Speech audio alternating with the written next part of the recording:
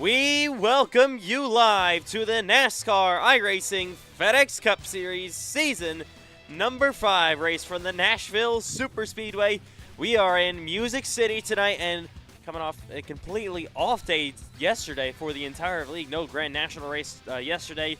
It is time for race number 6 of the Cup Series season tonight from Nashville, Tennessee. And we are live here tonight from the Nashville Superspeedway, ready to go for yet another race, race number 6 of the season from Nashville Superspeedway. All right, coming off Atlanta last week, Bryce Benton 2 wins in a row. He's looking for his 3rd straight Cup Series win. He hasn't been the fastest driver all year, but has been in the right place at the right time for a lot of these races. As we just about get ready to go tonight. 150 laps is your lap distance for Nashville Superspeedway for the 5th ever race here at Nashville. First for the Gen 4 car. We've also run the Gen 6 car here and the next Gen car, so 3 different race cars. The only track in the Cup Series that's been able to have that. All right, this is Nashville. This, of course, is the NASCAR iRacing FedEx Cup Series. Race number 6 of the season. The half-hour warm-up session is coming up. We're going through what you got to watch out for the race, storylines, whatnot, meeting our in-race analysts and co-commentators. As always, we'll be looking at the point standings, the chase standings entering tonight here at Nashville, and a lot more for qualifying starts, of course. 2 laps qualifying, like every other 9.5 mile. Or non-super speedway, I should say. All right.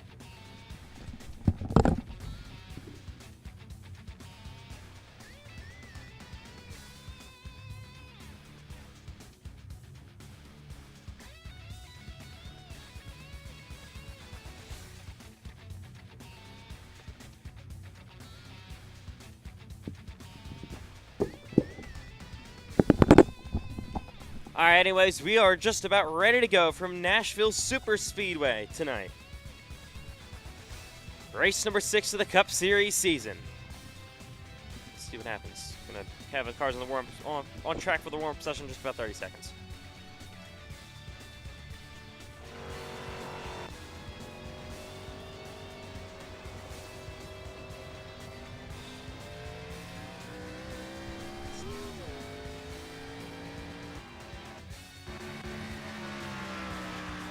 All right, cars pulling on the racetrack for tonight's warm-up session. Here we go. Welcome live to Nashville Superspeedway tonight for race number 6 of the NASCAR iRacing FedEx Cup Series season. We are live from Music City. Here we go, the first car on the racetrack, that's 7 of Matthew White, a brand new paint scheme, National Guard. Definitely a very different look than we usually see on Matthew White's machine. New number font as well this week. As he makes his way down into 1 and 2. First car on track, pulling off the pits. Here is your winner in Fontana. Finally got his first ever NASCAR iRacing FedEx Cup Series win a few weeks ago. It is the 71 Cole Clausen pulling on track. All right, joining me in the booth tonight, as always, for Cup Series races is going to be Grand National Series driver Eli Franklin. We also have Landon Johnson. I believe Cole Clausen also for an in-race, 2 in-race analysts for tonight's race here at Nashville Superspeedway. So Eli, I know you didn't do there was obviously no Grand National race here last night. So all these guys going into a completely green racetrack, no experience this week here at Nashville Superspeedway. iCar was at Nashville Fairgrounds as well. Like, how's this going to go, you think, early on? I think early on, everybody be very calm, patient early on. It can be a multi-groove track, but it's kind of hard to pass with this track. Not a lot of room to pass, but I think early on, hopefully these guys can take it easy, get the tires warmed up, easy on the restarts. It's easy spinning tires. Hopefully just easy early on, get comfy with the car in this track. Yeah, of course, 150 laps tonight, halfway break at the end of lap 75. You can't make it to the end on fuel for the stage, I don't believe. No, it's going to be about maybe like 20 laps short for that. So definitely a lot of patience is going to be needed here early on, like you said, in this race. Alrighty. Here comes C. Jerem and Matthew White, of course, behind him as they head down the front straightaway and back in a 1 and 2 here at Atlanta. Or I did it again. Nashville. Good lord. Just get together there as they head down the back straightaway. I got a real quick. Make sure trading paints is all good.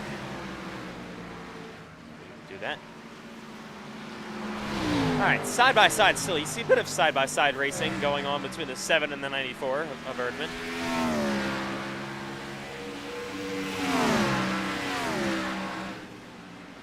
As they head back into 1 and 2 here. Here is the 65 of Dabby and Tobin. He had a really nice run going in Atlanta last week. Unfortunately, ended up spinning out late in the race and finished outside the top 25. But led laps early on. This car really was never the same after all of that. On pit road, the 82 of Aiden Donahue. Here's the 96, that's Andrew Stacy. Down the front straightaway, and into 1 and 2 goes that 65 of Tobin. And then there's the 7 of Matthew White, the 94 there of CJ Erdman. And the 29, that I believe is Richard Cherry. New paint scheme on the racetrack this week for the 99 there of Payson Lindsay. I heard this is actually going to be Payson's final race with the Trackhouse sponsors aboard. One obvious reason, if you know who his favorite driver is. In the wall he goes, heading down the back straightaway now. All right. Here is one of our in-race analysts. As iRacing's just dying. Okay. There we go. Go back. Sorry. Trying to be back. There we go. All right. There's the 88 of Landon Johnson. So, Landon, you're on the racetrack right now. Been our in-race analyst here for a couple of weeks now. You're currently sitting early on, just outside the top 10, I believe, on the board here. What's the feeling on the racetrack so far? Only about 7 minutes into practice. I'm about 10 laps into a run, and it's kind of neutral. I mean, you gotta get a little warm in your tires, like the first lap. Slid around like the first 2 laps till you got eating the tires, but I mean, it's kind of neutral, maybe a little tight. Concrete track, so you're gonna have to save tires. Payson Lindsay spins here down the back straightaway, and he's gonna go in the wall. Up to 31. There is the 8 of Cameron Chandler coming on the racetrack. New paint scheme for this year for Aiden Donahue. He had a good run going in Atlanta. Just hasn't had the good pace, the dominant pace he used to have in the Cup Series. Was running 5th in the final lap at Atlanta, but then ended up spinning himself out off somebody's nose and finished 18th, coming to the checkered flag. All right, 21 minutes left to go still in this warm-up session.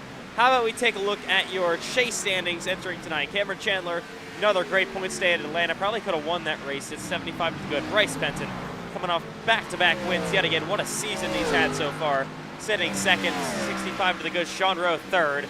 You see Braden Hunsinger, Matthew White currently in your top 5. Aiden Donahue sits 6th in points. Axel Smith 7th. Payson Lindsay 8th, plus 14 to the cut line. Payson, of course, remember he had that terrible crash with Sean Rowe. Unfortunately, last week. Then you see Jacob Quayle, only plus 6 to the cut line. He was much better spot a couple of weeks ago. 2 maybe not great runs at Sonoma and Atlanta. And Ashton Miller sits only plus 5. And Ashton Miller, he may be out with an illness tonight. He's unfortunately not feeling good whatsoever. We, of course, send our well wishes to Ashton Miller, making sure he's getting better. So we're not 100% sure, but he may be out tonight, unfortunately, and that would be detrimental for his points. You see John Butler -5. That's manageable tonight. Andrew Stacy -9. Davy and Tobin -16. Aiden Holes is suspended for this race. He sits 14th in points. -20. So he's in a bad situation after tonight, probably. Sean Hilkich is 15th in points. Michael Gregory down in 16th in points. Crashed out early on in Atlanta last week. Sits now -30 to the cut line. Here's Davy and Tobin, DTR driver, down to the 3 and 4. Oh, and the wall he goes. And he will spin here down the front straightaway. All right, more cars making their way around. Here is the 5 of Carlos Ortiz. What a run he had last week in Atlanta. Had a good tire strategy going for him. Ultimately got a good finish. Here is Jacob Quayle in the 14. Really, really good early on in the season. Hasn't shown that same pace yet. Donovan Hogan just trying to get through his rookie year with his own team. And Sean Rowe Probably should have won some races. It was in a great position until late caution came out to win at Atlanta, and then you know what happened with him and Payson Lindsay after that. Sean currently sits 9th on the board here.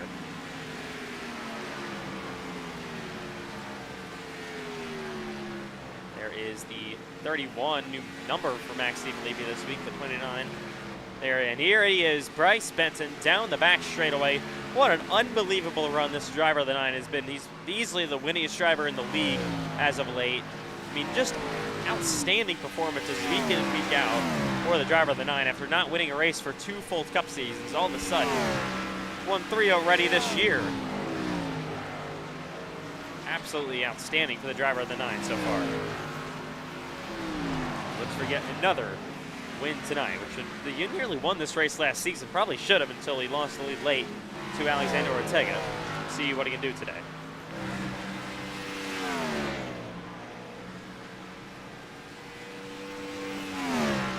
All right, here's the 50 of Connor Avrilla. Or, see this, Connor. He finally had an okay run last week in Atlanta. Got some decent points. Came up with his first top 10 of the year at 9th. So, very, very solid for him. All right. Still not even halfway through this warm-up session from the Nashville Superspeedway. It's Music City in Nashville.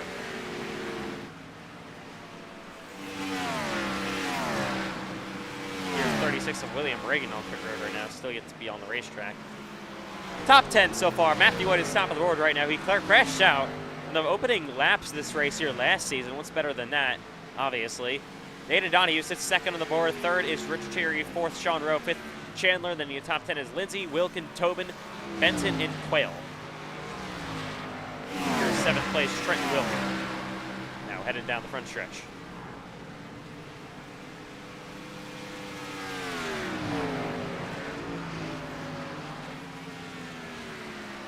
Here comes the 20 of Sean Rowe behind the 82 of Aiden Donahue. They race their way back on a 3 and 4 here.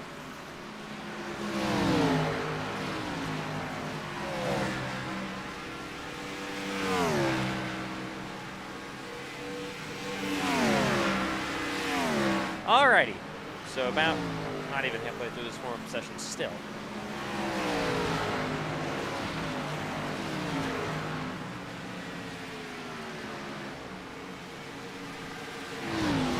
So, yeah, it's Nashville Superspeedway. So, obviously not a real superspeedway, as you can tell. Atlanta's more like a superspeedway than this is. I'm not really sure why they call it a superspeedway. It's not. It's a concrete racetrack, wholly concrete, just like Dover is. It was actually owned by the same people that owned Dover for a little bit. I believe they sold it, though. Here's Donovan Hogan running a bit of a higher line than Cameron Chandler behind him. Hogan sitting 19th on the board so far.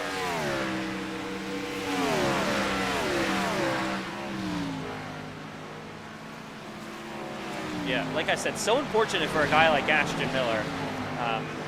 Sitting below the cut line entering this race. Very big illness for him he's having, unfortunate. We definitely have prayers to Ashton Miller tonight. See if he can get back next week at Phoenix. Hopefully he can.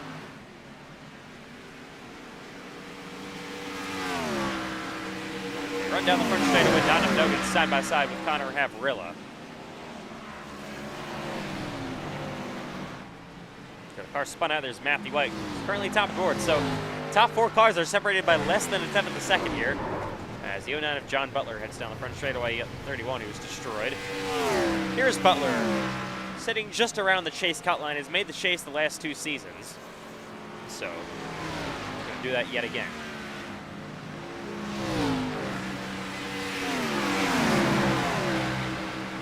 All right, Landon, I would ask Cole, but I don't know where he is. I don't think he's been on the racetrack in a while for whatever reason. Like, has the track changed ever so slightly now halfway through this session? See, I can't answer that either because I'm just pulling back on. I was changing stuff. We're like almost a second off. Well, I've been on track and I can say that I think it's gotten like a little bit slower, but still kind of just feels neutral. Like it's not too loose, not too tight. Just kind of what you'd like a race car to ride right here. So not too bad out here in Nashville. Yeah, of course, as we got Trent Wilkin going down on a 1 and 2 here. Ahead of him, Johnson and others.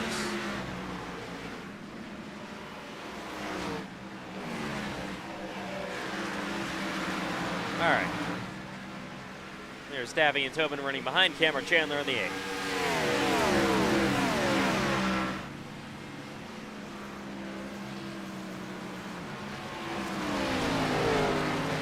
Also got one car pulling on the racetrack. Rich Cherry, Bryce Benson. Kind of slow here is the 71 of Cole Clausen. Once again, back to 3 and 4. Cole Clausen has more wins. Oh, that's the voice crack. Cole Clausen has more wins than in the Cup Series this season than Braden Hunsicker and Cameron Chandler combined. Your defending series champion, one of your championship 4 contenders last year. That's really impressive.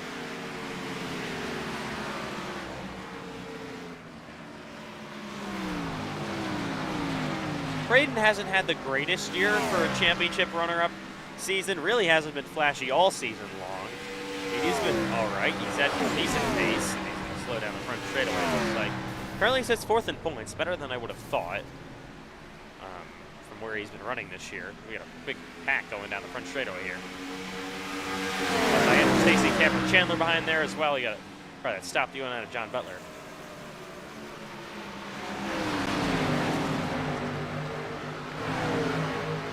Side by side, down the back stretch they go. Back through 3 and 4 here at Nashville. Oh, Tobin checks up and now gets slammed by the Tannekill Bastion. And he will go around. Oh my God.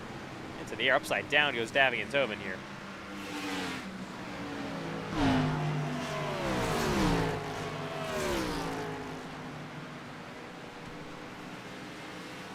All right. I think I can record it, Ethan. We are getting shade in turn 1 and 2, so it's going to be a lot grippier down here. The sun's still in 3 and 4. Of course, the sun will go down tonight. This is going to eventually be a night race. Don't forget about that. So here's Matthew White back to 3 and 4.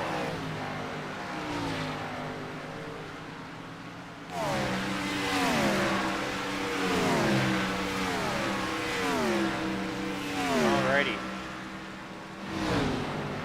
About 11 minutes to go in this warm-up session. Of course, qualifying is coming up next. 2 laps as always. Important to get those qualifying laps down because it is hard to pass here at Nashville Superspeedway. Got a car in the middle of the racetrack there. Around goes Trent Wilkin as well in the 12.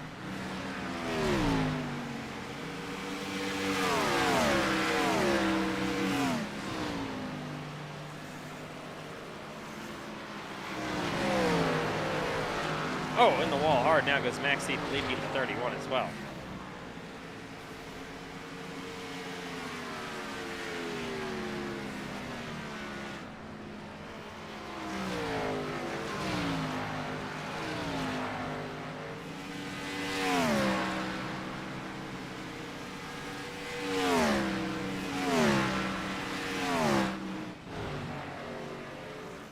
So we will have a smaller grid than usual.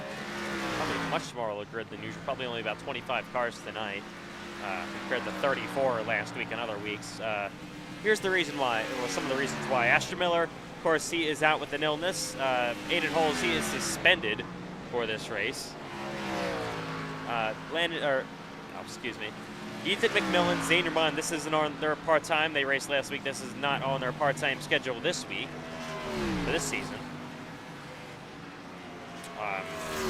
Sean Hilquist already called out this week. He unfortunately has something going on personally, so he cannot make this race. Logan Giesbert also, I don't believe, has this race on his part-time schedule.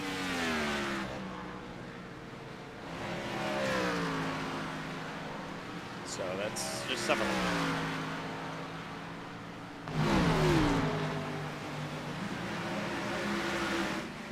Here is Cherry. Oh, we got a car nearly wrecking it down the front straightaway, spinning. Goes a couple of cars, and William Reagan will slam Carlos Ortiz. Mason Lindsay also involved with Cole Clausen.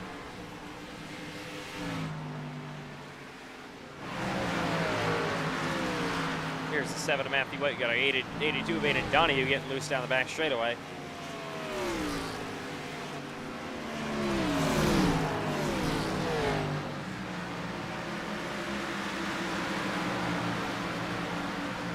So we'll see if we can have any sort of other groove going on for passing tonight. Definitely would be nice. Track will be changing all day long. Sun's going to be going down. Should be interesting to watch here today.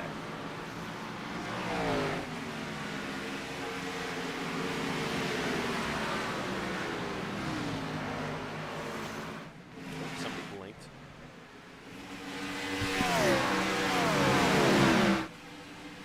Here is CJ Ehrman. He's a good night today. He's currently, let me check real quick. It's not even inside of the chase graphic that we have, so really needs a good run. He's going to get that tonight. Bryce Benton now goes top of the board. That's got to be scary for the rest of the field from what he's done with these clutch moments lately. How about the top 8 cars separated by less than 10th of a second here? And that is just showing the competition in the Cup Series this season at the front of the field. Sean Rowe here sitting 7th on the board now. Track is actually ramping up. Complete opposite of what happened at last week's Atlanta race. And Rowe goes 3rd. You can see these times are all of a sudden really, really picking up for these drivers. Here is Haverilla to the outside, Braden Hunsicker there as well. And that 82 car of Aiden Donahue got a couple of slow cars in the way. Ryan Kilbashman.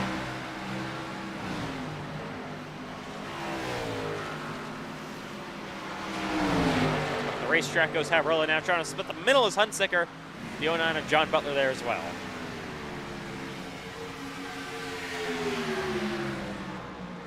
Three wide down into 3 and 4. Good news is from the looks so far, there are a lot of veterans in this race. Not a lot of the rookies are looking to race this one. There's only, Sean Rowe is technically a rookie. He's never done a full-time season. Davian Tobin and Jacob Quayle, I believe, are the only 2 drivers that are true rookies. Everybody else is a very experienced Cup Series veteran. 3 wide down the front straightaway, back straightaway almost. Hunsicker to the inside of Donahue. Oh yeah, we just picked up 3 tenths, Ethan. The track is definitely picking up. No, it's still 23rd though. Okay, buddy. Gotta go, Landon. At least we're getting faster. Yeah, I know.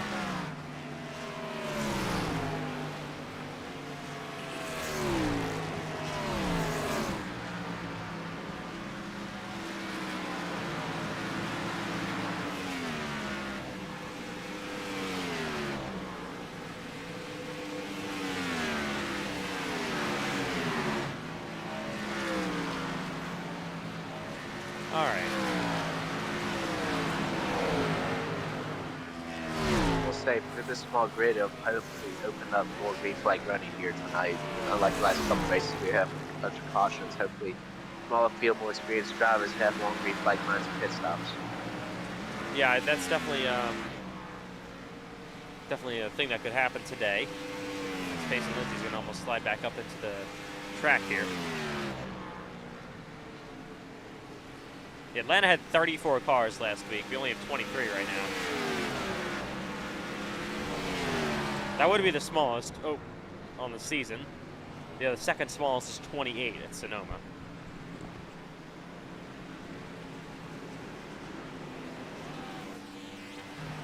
I'm just going to say it here, right here, I know there is a ton of hype around Phoenix next week.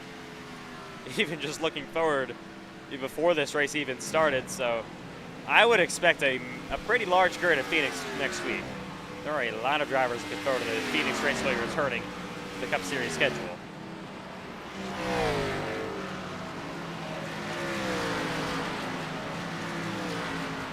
About 4 minutes to go in practice. I expect these guys to be practicing here at the pit entries to make sure not to speed here tonight. If you speed, you'll go multiple laps down. Yeah, that's especially at a track that's smaller. I mean, it's I guess you can kind of call this an intermediate. It's not a mile and a half exactly, but it's not a short track either. Kind of in the middle. So, intermediate racetrack, but still smaller and shorter lap times than other 1.5 mile racetracks that we go on. So it's definitely easier to put a lap down by any pit road penalties you get. And yeah, we ran green. We would see green flag pit stops in this race because you only make about 40 to 45 laps on fuel. Halfway breaks at the end of lap 75. So the only caution, theoretically, the only caution we had tonight was the halfway break hard hitting the wall for the 97. That was the only caution we would have tonight. That would mean we would have 2 green flag pit stops for these leaders. So it would be very important. You always got to be prepared for these kind of situations.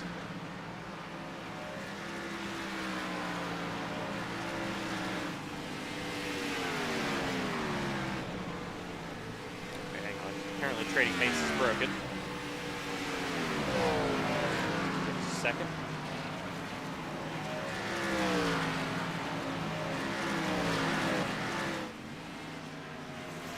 Alright, let's see if we can actually load the right cars now.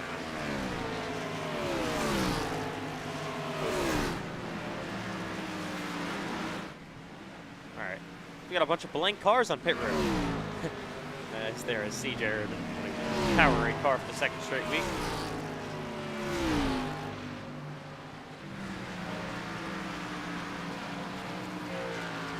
Alrighty.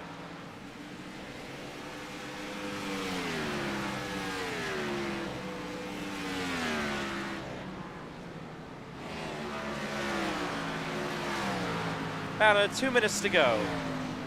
Let's leave trading paints fix itself. I'm trying to find the car I was trying to fix. Yep, all right. Sean Rowe's got a new paint scheme now. Running his lighter paint scheme. I believe you'd run the. I guess you run the lighter ones in night races. I don't know. Thought it was the other way around. I guess not. Sean Rowe now goes top of the board. How about that? Under 2 minutes to go here in practice.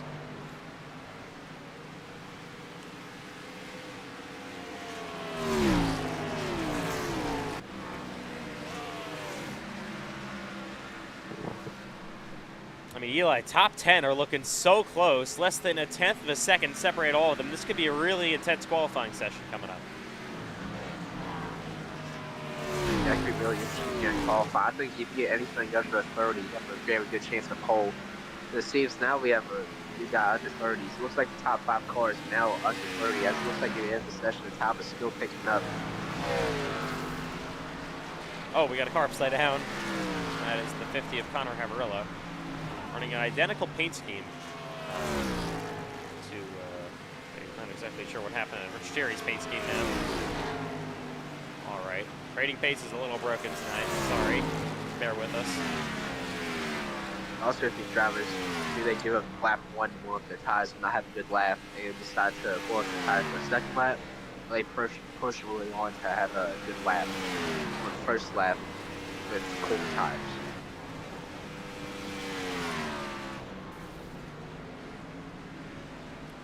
As we reload trading paints for the 3rd time today, we're going to see if this actually works this time.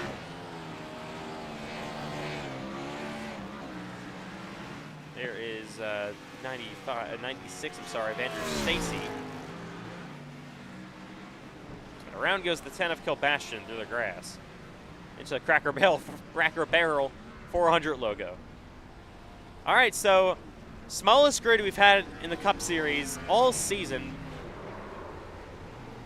10 less cars than we had this week. That could make for a much cleaner showing. Oh my God, John Butler might just have to go to the infield care center for that one.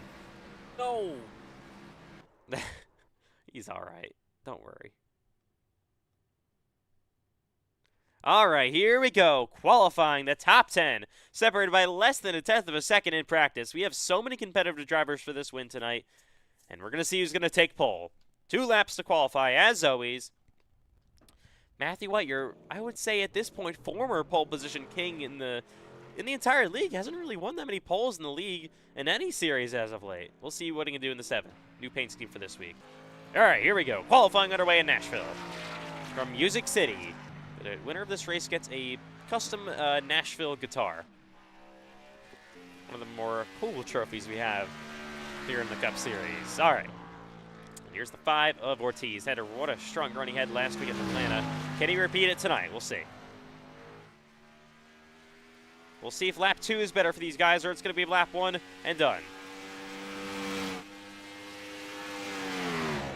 In a 1 and 2 goes Andrew Stacy for his opening lap in qualifying.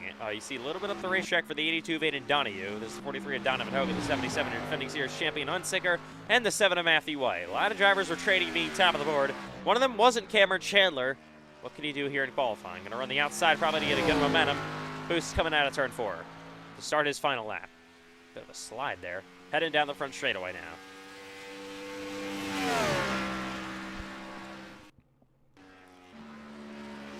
So far, Chandler top of the board, Donahue second, but these are just their first laps. I do expect to see drivers pick up on lap 2. Hunsicker now top of the board. That's a monster lap of Hunsicker. Over a 10th faster than anybody in practice. Wow. This is a big development. Hunsicker was not fast at all, really, in the top 5 in practice. Cherry goes second. Tobin is third. Payson Lindsay qualifies 5th so far. We're trying to find Cameron Chandler. He goes across the line. Cameron is going to be up to 2nd. But Hunsicker still on provisional pole. Donahue backs it down. He is only 8th. Wow. Matthew White top of the board. As I said it earlier, seems like he's been falling off lately as Tobin spins down the front straightaway. He's going to go on provisional pole. 1-2 with his teammate, Braden Hunsicker. Here's that the was a E90. monster lap also. He was almost in the 7s, which is we were mid-9s in practice and almost a 10th and a half faster in practice in qualifying, which is amazing. These lap times. Now Sean Rose on track. Yeah, these lap times have been picking up. Sean Rowe, still pole contender. Trenton Wilkin also. Still got Bryce Benson, your winner. The last 2 to go as well. Jacob Quayle coming on the racetrack. Here comes Sean Rowe, was fastest in practice as he heads down the back straightaway.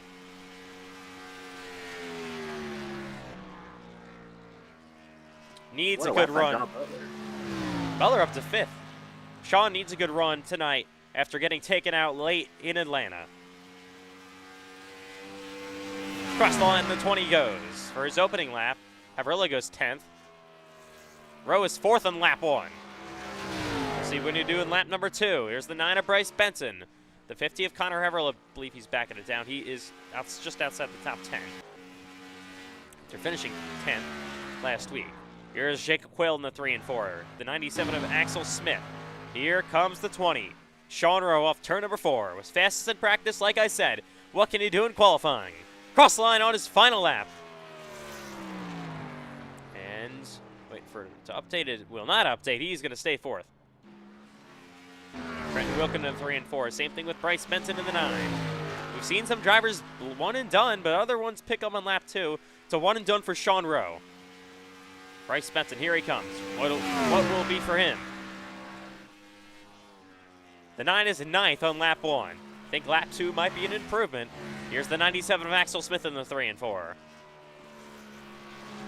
Trent Wilkin didn't put down a lap on his first lap time around. Heads down the back straightaway. Here comes Benton back through 3 and 4, less than a minute to go. On the bottom, he's almost trying to fight that wheelie, slides a little bit. Here he comes nearly in the wall down the front straightaway to the checkered flag on his final lap of qualifying, trying to improve up from 10th. Quayle was 8th. Benton gets knocked. Where is he? Did he get knocked out? Yeah, he's 11th. Wow. Wilkin is 8th. Benton only 11th. Yeah, I think since he touched the wall there at the end of the turns forward, he took out his lap. Oh, yeah. That's a good point. Axel Smith qualifies here in 15th. Decent qualifying position for Donovan Hogan. He's got an opportunity for a strong run, but Matthew White, I said it earlier, he has not looked like himself lately, even on the racetrack and for poles. He's going to grab the pole here. It's going to be outside. It's going to be It's going to be Highline Motorsports 1-2 here with Braden Hunsicker, your defending series champion, starting in 2nd. Pretty interesting qualifying session there. Your winner of the last 2, Bryce Benson, going to have to start outside the top 10. All right. Small grid tonight. much smaller than we usually have, but An interesting qualifying. All top 12 cars were faster than Sean Rowe in practice. yeah, I mean, we heard the track wrapping up, and it was definitely the case there. All right, we welcome you live to Nashville Superspeedway, Music City. And let's go through your top 10 starting order. Matthew White on pole. For the first time in a little bit, Braden Hunsaker, your defending champion, going to start to his outside. Chandler, your points leader, starts third. Sean Rowe, those two have been battling all season long. They start next to each other. Richard Terry will start in 5th place here tonight. 6th place to his outside. Strong qualifying run for John Butler. Really a nice run here in qualifying, like it, backing up his run last week in Atlanta. Carlos Ortiz starts 7th. Trent Wilkin will round out the top 8. Jacob Quayle will start in 9th. He's in the contention for the chase right now. Payson Lindsay starts in 10th place.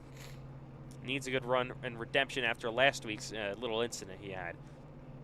And of course, Bryce Benton, Davy, and Tobin in 11th and 12th. Most of those two kind of maybe is a bit of surprising outside of the top 10 here. 150 laps. Halfway break at the end of lap 75. You can't make it to the end on fuel for either the stage or the end of the race after the stage break. So if we don't have any cautions here in either the first or the second half, there will be green flag pit stops. All right. Here we go. Cars rolling on the racetrack here in Nashville.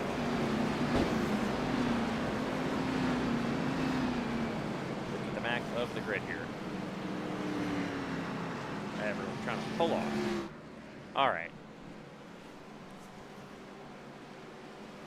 We are in Nashville Superspeedway tonight. Of course, the Cup Series, or the iCar Pro Series and the Late Model Series, they were at the Nashville Fairgrounds.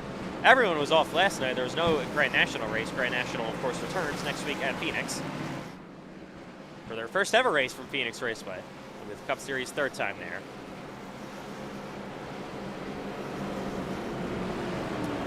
Come and check pit road speed and their pit boxes this time by. Led by your pole sitter, Matthew White.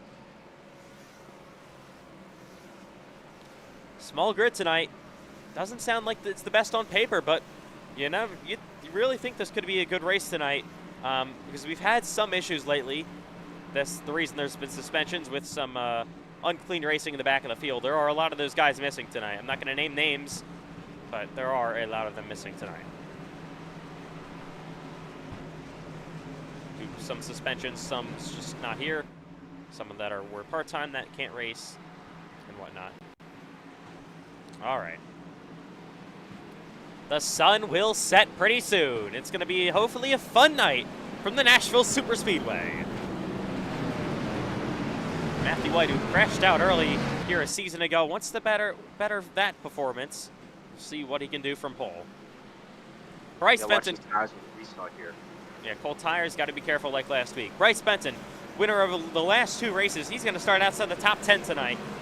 Wants to try to get some stage points. He's going to have to drive his way through the field early on. Matthew White is blinking already. It is race number 6 of the Cup Series season. We are in Music City tonight for a nice showdown in Nashville. The 5th time these Cup Series cars win the racetrack, but of course, the first with this brand new Gen 4 car. Pace car is in.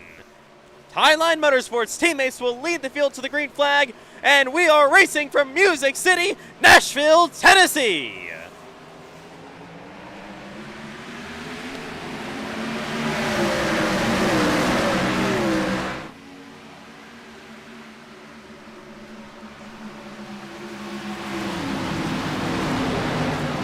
Oh, Matthew White slides from the pole. Braden Hunsaker will immediately take the lead as somebody blinks again. Matthew is continuing to blink, heading down the back straightaway into 3 and 4. Hunsaker already your leader. Off of turn number 4 they will go, coming to finish of lap 1. Braden Hunsaker is easily out front and will lead lap 1 here.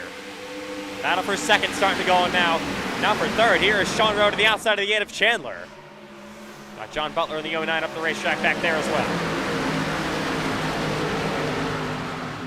Opening laps from the Nashville Superspeedway. We already made it further than we did last week in Atlanta. And here we go, outside. Sean Rowe was fastest in practice on Cameron Chandler, your points leader right now, and he will clear him for 3rd place. Fight back into second. Still a Highline Motorsports 1-2, but they swap positions here. Hunsaker now your leader. First side-by-side battle, you see Bryce Benson trying to break his way inside of the top 10 here. Already up to 9th, side-by-side with Trent Wilkin for that 9th spot. Looking there, looking inside on Carlos Ortiz in the 5 car.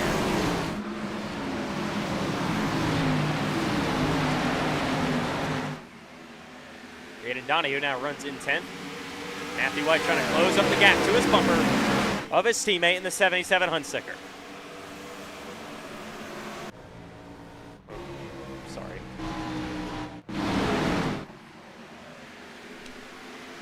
I apologize for those technical difficulties with camera work. And here, what a big move to the inside. The 9 of Benson to the quarter panel, the 12 of Wilkin.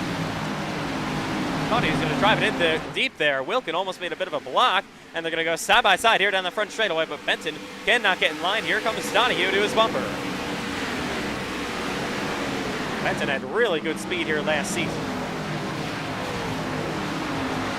leading in the closing 15 laps of this race until he ended up giving it away on the longer run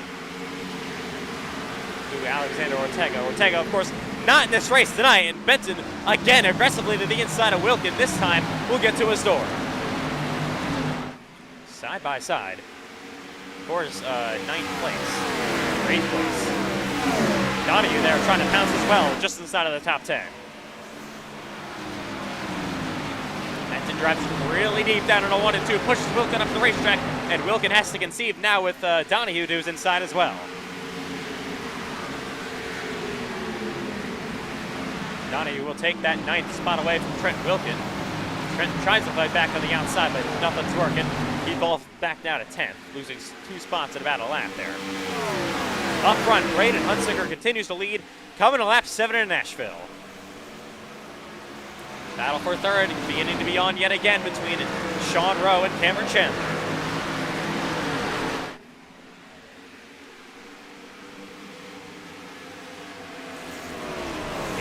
Bryce Benson, big move to the inside of his teammate Carlos Ortiz. He is driving his way through the field after starting outside of the top 10. Up to 8th place he goes. Aiden Donahue is also... You say about burning tires, Eli? Yeah, I was wondering if Bryce Benson was really hard here trying to burn his tires. He have a long run. I don't know how long his tires will last. He's pushing here. He's going to the inside. A bit of a moment there for the 5 Ortiz. Here we go, battle for 7. Side by side, back into 3 and 4. Big drive to the inside for Benson. Looks like he's just going to get the spot from Ortiz, and here comes Donahue, who's just been following in Benson's tire tracks. Like he has been a lot this season, and even in that Texas special event we had, to the inside for 8th. Got a battle here. 3rd, meeting up between Cameron Chandler and Sean Rowe. And Chandler falls back in the line. Payson Lindsay has got front end damage on that 99. I believe he got that from the initial start. Some sort of checkup happened back there. That's not fun to manage. He's back here in 11th.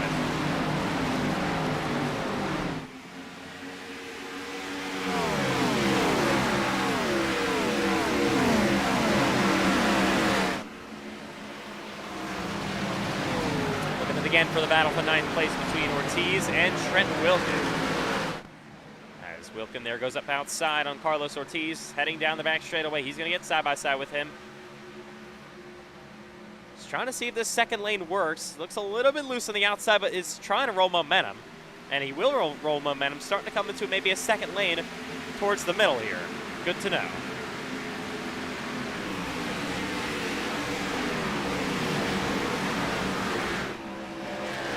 Wilkin will just about clear him. 9th place, now he will. Battle back here. Jacob Will almost contact with Donovan, Zavi and Tobin. Over to the inside of that 14 car. 4-12.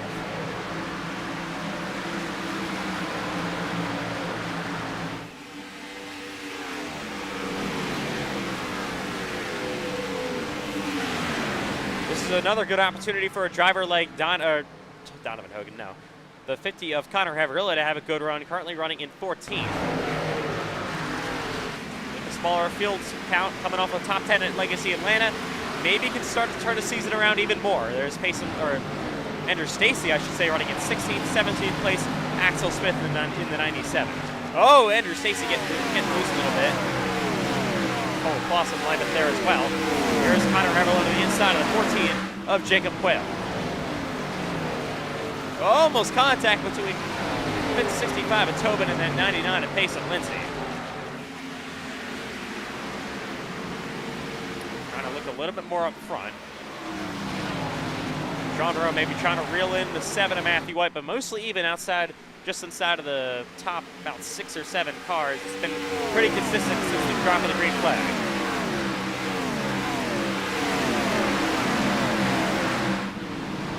Haverla just the pass Quayle. Of course, he clears him for 13th.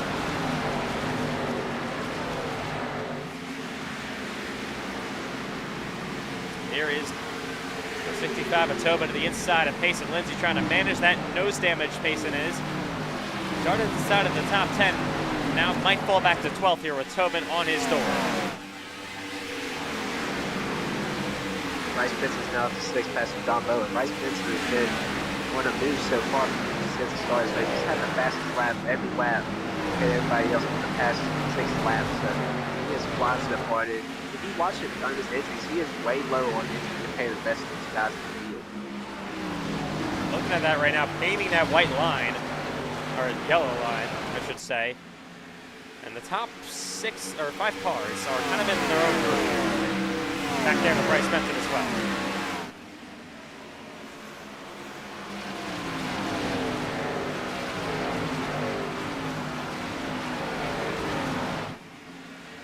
All right. Still early on, lap 16, the Nashville Superspeedway. Braden Hunsaker continues to lead. These are the most laps he's led this season, but outside of Richmond. Most laps he's led early in a race like this. Obviously trying to defend his title this year. Needs more runs like this if he wants to try to do that.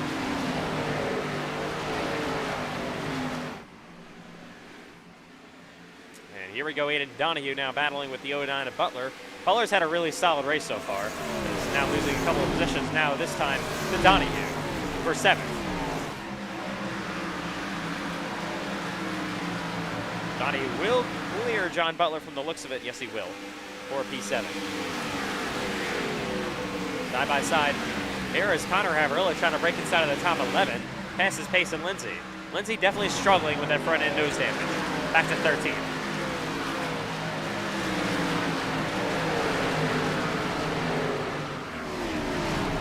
Mess back here, it looks like, side by side.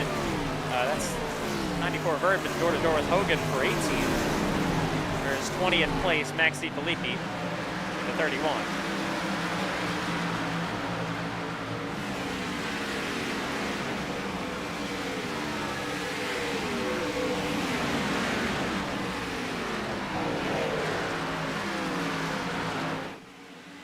Back up front we go, battle for 2nd. To the inside goes Sean Rowe on the 7 of Matthew White. Rowe seems pretty solid on long run pace so far this season. And looking no different so far tonight. Come to lap 20. Rowe tries a bit of a higher line down on a 1 and 2. We've seen this work for some drivers. Follows in line behind the 7, down the back straightaway.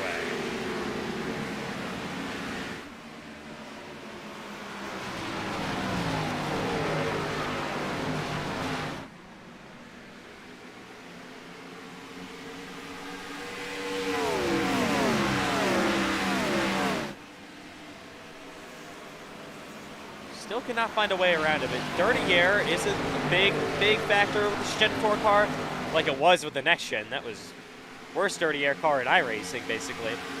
But still, dirty air is a thing. You can't really get rid of it.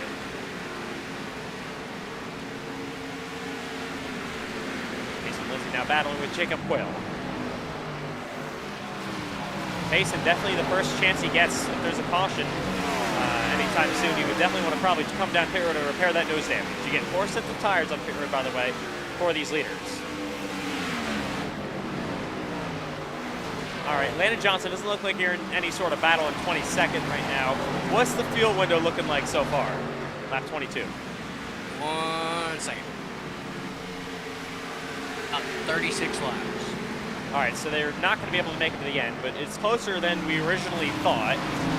I don't know if the leaders would be any different. But probably in the next 30 or so laps, you can see drivers on pit road who don't get a caution here in the first half. Still a little bit of ways to go before that unfolds. Here's Cole Clausen to the outside of Axel Smith, who really isn't having the best start to this race.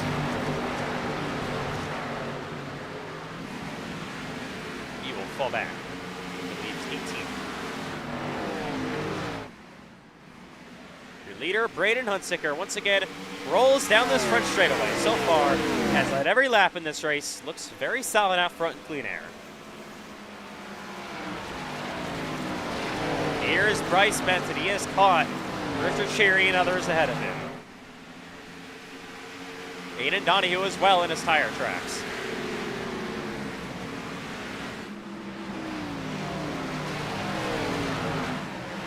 Bryce is just, I know he's kind of, I don't want to say lucked into some wins, but maybe some wins that weren't on the cards originally came into play late in the race, but he has kind of really came into his own this season. And you can see it right now. So now starts the battle for fifth with Cherry.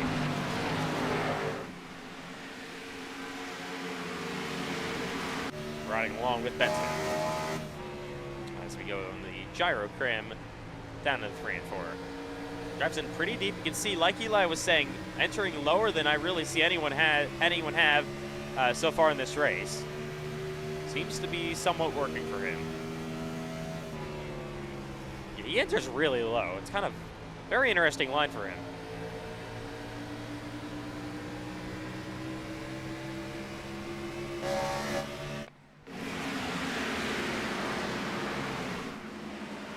Sean Rowe has fallen back on Matthew White for the battle for second place.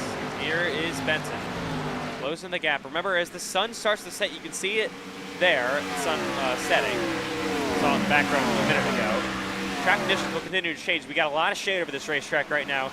Down the front straightaway in the 1 and 2. There's some sun still out down the backstretch on the exits of turns 1 and 2, and then onto the entry of 3. Here we go. Benson looking to the inside on Cherry for fifth. This is his teammate. They race door to door in the 3 and 4. Almost a little bit of loose moment there for Cherry. He will re-clear him off corner exit. Here is Cameron Chandler now side by side with Sean Rowe for third. Chandler looks like he's got that spot. And he does. D3 Cameron Chandler.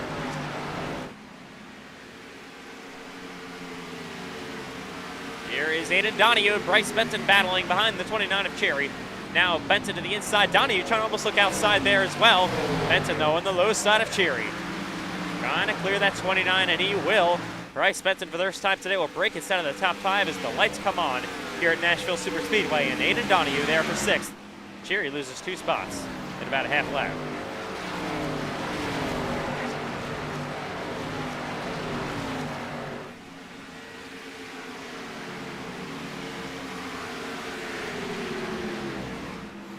Very interesting Bryce Benson's entry. It's like he gains so much confidence in how well he really doesn't lose any time off the exit, which is very surprising to me. How much he's committing to the corner.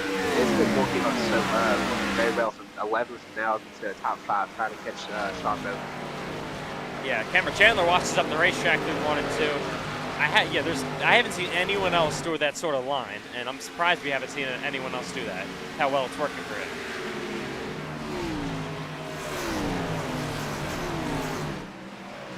Track temps will continue to cool. Track will probably get more grippy as the sun continues to fade behind these grandstands.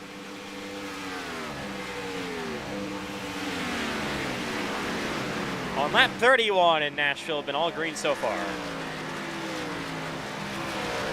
Here from beautiful Music City in Nashville. Top 2 pulled away. Some of these guys maybe come down pit, but maybe not these leaders, but we're all about a little under a second off the pace compared to where we start this race. So maybe some of these guys, maybe outside the top 10, may come early, maybe some lap time. the fresh tires. We'll get these guys were very well. They're going to have caution. Hold some guys flat down. Yeah, definitely could be some interesting strategy calls we see as there is side-by-side action between the 14 of Jacob Quayle and the 50 of Connor Havrilla. Payson Lynn just passed the 50, and now Quayle trying to get 13th play from Havrilla. So fuel window would open, I would think, in about 20 or so laps for these guys. Like Eli was saying, we'll see if anyone comes sooner. Highline Motorsports is just dominating this race so far. Started on pole, they swapped positions, but they're 1 and 2, and they got a good gap on the drivers behind them. They seem to have brought really good equipment so far in this race for both Hunsaker and White. The Highline really hasn't been themselves outside of Richmond where they finished 1-2. But tonight, looks like they could be back.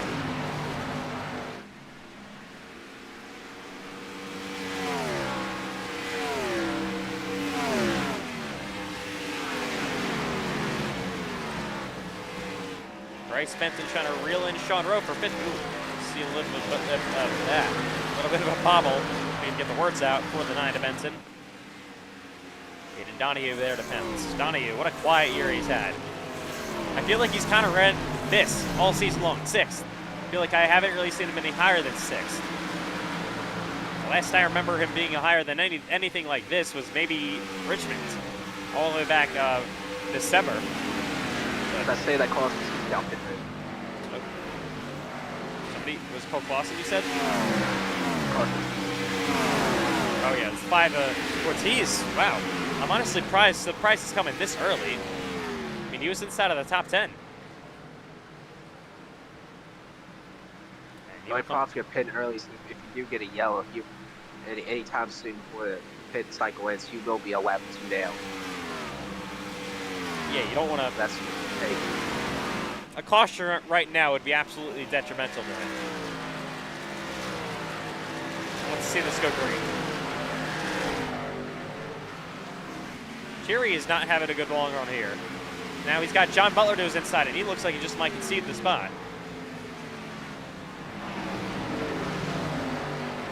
Back to 8 goes for Cheery. Oh, Cheery's pitting. Here's no pit red. All right, earlier stops. Trent Wilkin comes with him.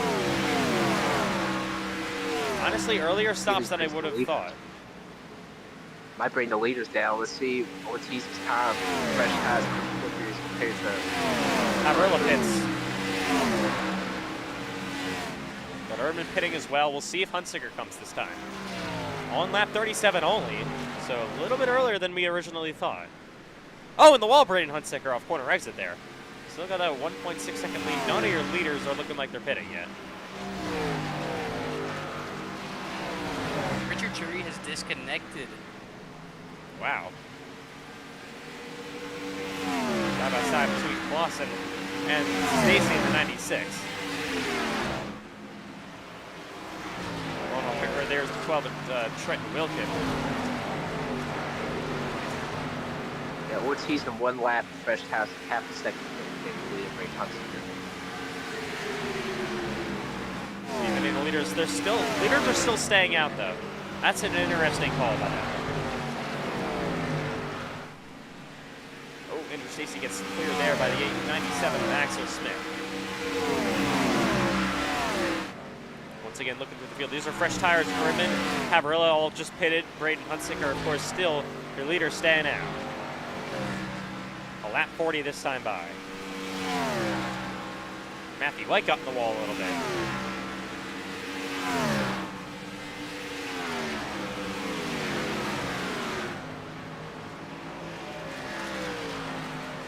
So about, what, 8, 7 cars have pitted so far as William Reagan now rolls on the racetrack 2 laps down. Most of your top 10 are yet to pit. Most of your top 5 at least yet to pit. Here we go to the 8 of Donahue to the inside of Bryce Benson. And Sean Rowe's pitting. Oh! I bring in Sorry, Eli. Aiden Donahue nearly wrecked Bryce Benson.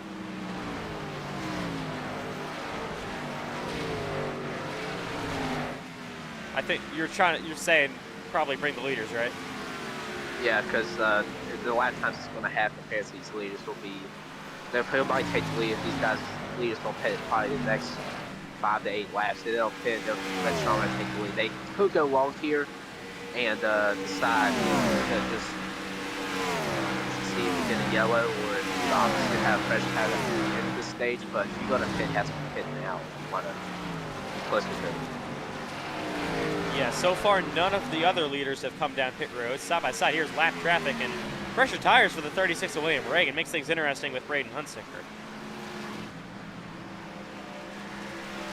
He's definitely a lot faster than Reagan, who was running last on pace.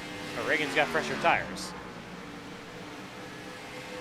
Luckily for Braden, he's got a 2-second lead over his teammate Matthew White. And that's one car coming up pit road again. That was the 96 of Andrew Stacy. Urban here on fresher tires. Quayle pitted also. So cars that have pitted so far: Wilkin, Rowe, Ortiz, Clausen, Smith, Havrilla, Quayle, Urban, Stacy, Reagan, and one other, I believe. Everyone else has stayed out.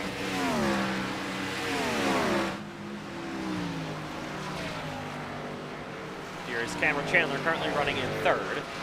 Bryce Benton still has not been passed by the 82 Baden Donahue, as to his inside 5 laps ago.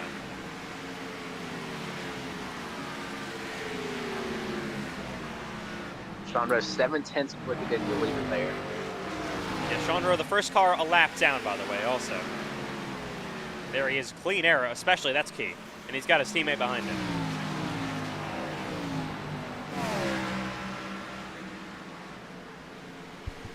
Of course, Wilkin pitted a couple laps before Sean. He was running like 7 spots worse than Rowe, and look at now he's just on his bumper. That's how much tires mean on the short run like this on the out laps. Shout out to John Butler real quick, running 6th. Not even really on pit strategy, even though a lot of cars have pitted so far. You got Ryan Benson. Yeah, but speaking of Butler, he had a lot of confidence on this racetrack. This is one of his I think, one of his better racetracks here at Nashville Super Speedway. Looking like having a good run so far inside of the top 10, which he needs for the chase. As Benton, your winner of the last 2. What a good race season he's had so far. It's 2nd in points. He is pitting. Brings that 9 car to pit road.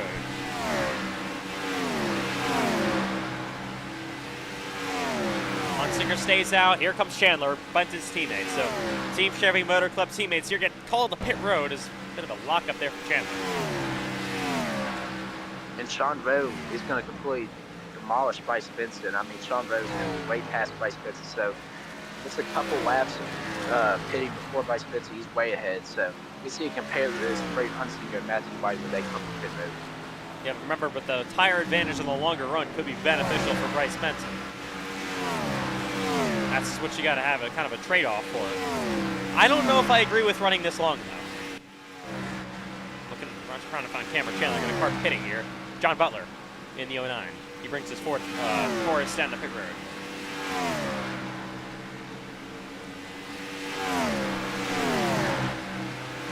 Chandler, I believe, has rolled back on the racetrack. There he is. And there's his teammate, Bryce Benton. This would be for position. Chandler actually going to hold on Benton. Sean Rowe's about a whole straightaway ahead, so we'll see how much time Bryce Benson is gained to Sean Rowe. A big game for Sean Rowe hitting her. Yes, but like I said, long run tires could matter a lot. Fresher tires, even if it's only like, what, 5 or so laps, that could still matter a lot for Benton. We'll see. Hunsicker, White, Donahue, all yet to pit. Lindsay, Hogan, Kilbashton as well. For your leader, Braden Hunsicker. A perfect situation for those guys that have yet to pit is a caution right here.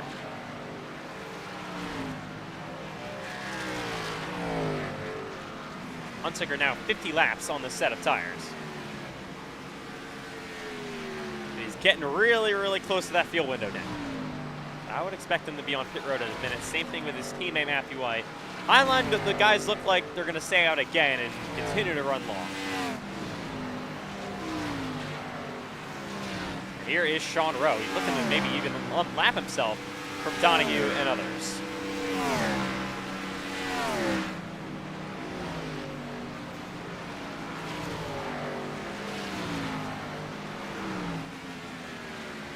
Kilbashton on the racetrack after pitting in the 10.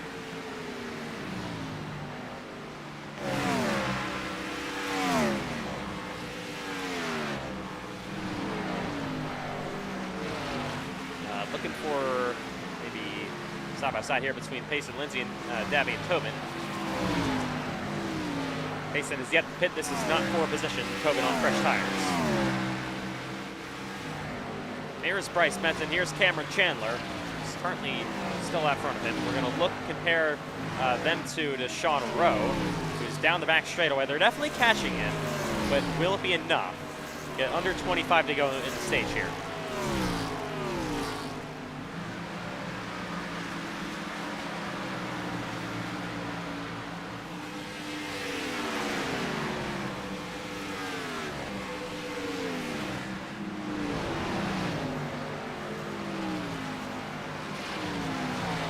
Brandon Hunsaker, Matthew White, Aiden Donahue, Payson Lindsay, the 4 cars that have yet to pit in this race. You can just see the fresh tires, how much more power they have than those older tires of Aiden Donahue. Sean Rowe just drives around the 82 here. And he'll be on his way to catching Matthew White and Braden Hunsaker if these two don't pit anytime soon. So they would have to pit soon. The fuel window got to be getting close for these two. Interesting strategy by the Highline cars and Aiden Donahue. And oh, he's going to get almost roughed up a little bit there by Donovan Hogan on fresh tires. And we'll get passed by that 43.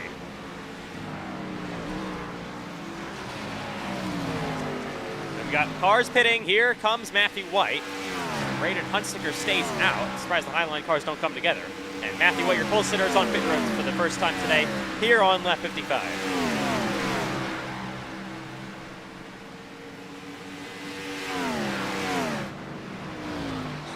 Hunsaker, there he is down the back straightaway. We'll see if he comes this time by. About a 20 to go in the stage, and he still has not visited pit road, and he will stay out yet again. And Matthew White overshot his pit Oh, box. that's not what you want to see for your pole sitter. There he is, getting service. And it's Sean Rowe, because he's just driving around him. Matthew still stopped in his pit stall. Still is. Now he finally rolls out, but Sean is long gone. I don't see how this strategy works out at all for drivers like Matthew White and Braden Hunsaker for stage points.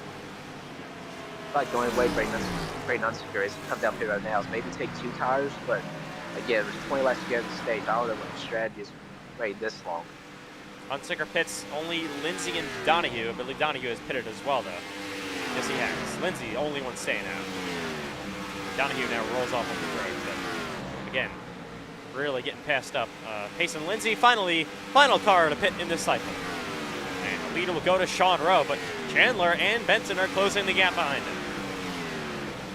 Seems like it's a 2/10 second gap, 2/10 per lap for Sean Rowe and Bryce Benson. So let's see if those 2/10 per lap will get him there less than 40 to go to the stage. And he will cycle to the lead. Hunsaker rolling off pit road here in the 77. Payson Lindsay still with that front end damage. I wouldn't fix it now. I would probably wait to the stage break, just bite the bullet then. Seems like it has affected him tonight. There's Matthew White side by side with the 65. Tobin, oh, contact almost. Down on a 1 and 2. Good Lord. That could have been dicey there as Hunsaker now comes back on the racetrack. Pretty even with his teammate. But Hunsaker will be back into 6th. Definitely could have been worse for him.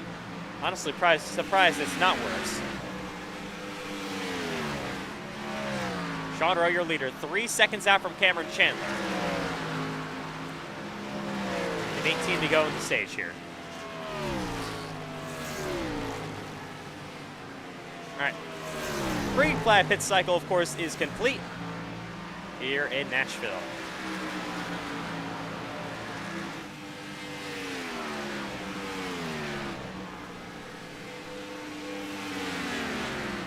So this time by Chandler, not faster at all, kind of just even lap times look like. So could this be a genius strategy call for Sean Rowe? Hunsaker isn't too far behind, but I still wouldn't agree with the strategy. He's 8 seconds back on the leader.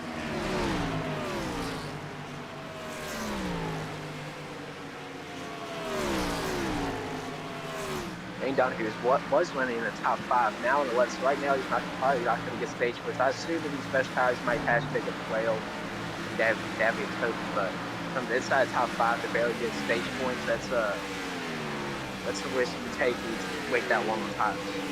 Yeah, Donahue now going to try to get 10th, which is 1 stage point from Jacob Quayle.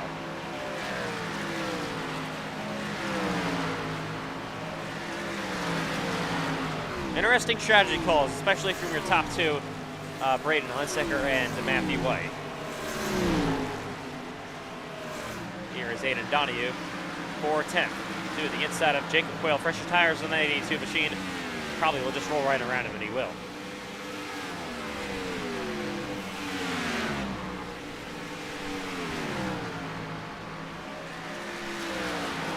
And a little bit more up front.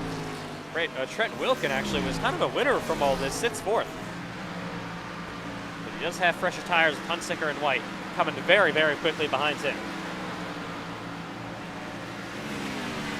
Battle up front, 2.5 seconds, so Chandler has posted in about a half second over these last 5 or so laps, but will it be enough?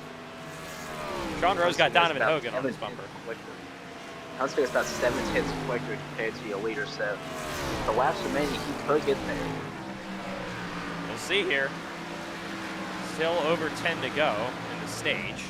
Coming to 12 to go this, or 13 to go this time by.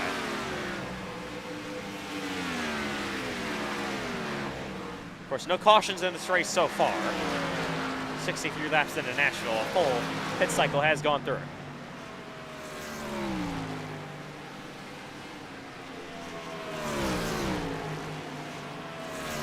A little bit further back, here is Matthew White passing the 09 of John Butler on fresh tires for 6th. Aiden Donahue, also fresh tires. Ortiz just going to give up that spot. Knows the fresh tires are just nothing to race with. Hunsaker now only 5.8 seconds back on your leader. He could get there. It would be close. I would say maybe a bit of a too aggressive strategy, especially just for the stage win while you had a 2-second lead. But we'll see here. 11 to go in the stage this time by for Sean Rowe.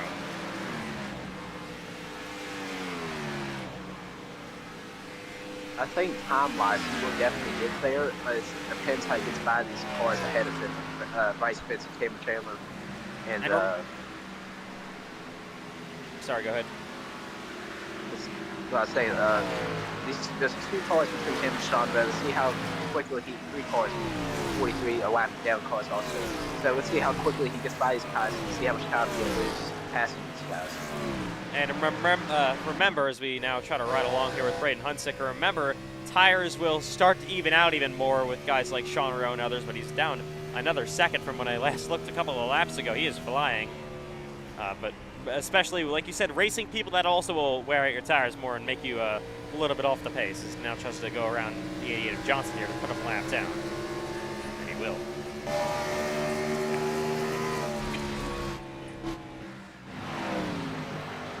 Matthew White back here to the inside of Trent Wilkin. For 5th place, and will clear that 12th car pretty easily. Matthew, of course, started on a pole, but he's been kind of 1 step behind his teammate Hunsaker tonight. Hunsaker showing the strategy works. Would be a very, very good call, but a risky call for your defending series champion.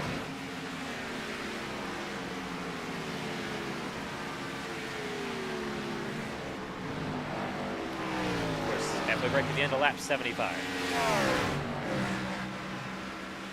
Sean Rowe the gap for Chandler, now 1.8 seconds. Look at Hunsaker, he is there. He may just get around these 2 Team Chevy Motor Club teammates in a minute. Teams up front, of course, leading ETR, Sean Rowe for Ethan Trendler Racing. 2nd, 3rd for Team Chevy Motor Club. 4th, 5th from Highline Motorsports, and then 6th from Ethan Trendler Racing. So 3 teams occupy the top 6 positions. You got Johnson Motorsports 7th, John Butler. Showtime Motorsports 8th, Aiden Donahue. Another Team CNC car. Ortiz is 9th, another ETR car, and 10th for Toby.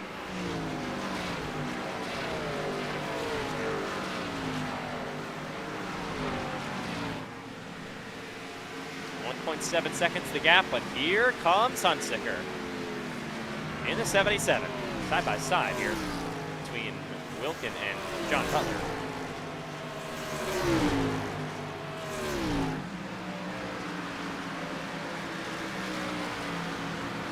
And John Butler is going to clear him. Seems like time's starting to even out. Was about 8 tenths, now it's down to about 3 tenths the difference between Sean Rowe and Ray Huntsman about to go to the stage. Yeah, 6 to go. Lap 70 down the back straightaway.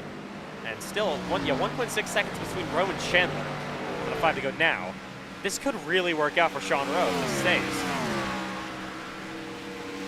Hitting early so far seems the way to go if this holds out.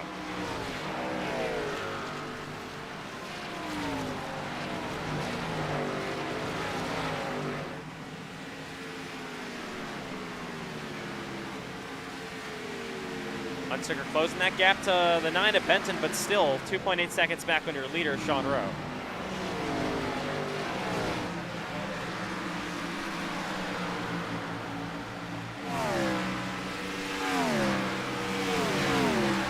Battle for what would be 3rd place. First half 10 all get stage points. Your stage winners awarded a chase point, which would be very valuable for Sean Rowe in the 20.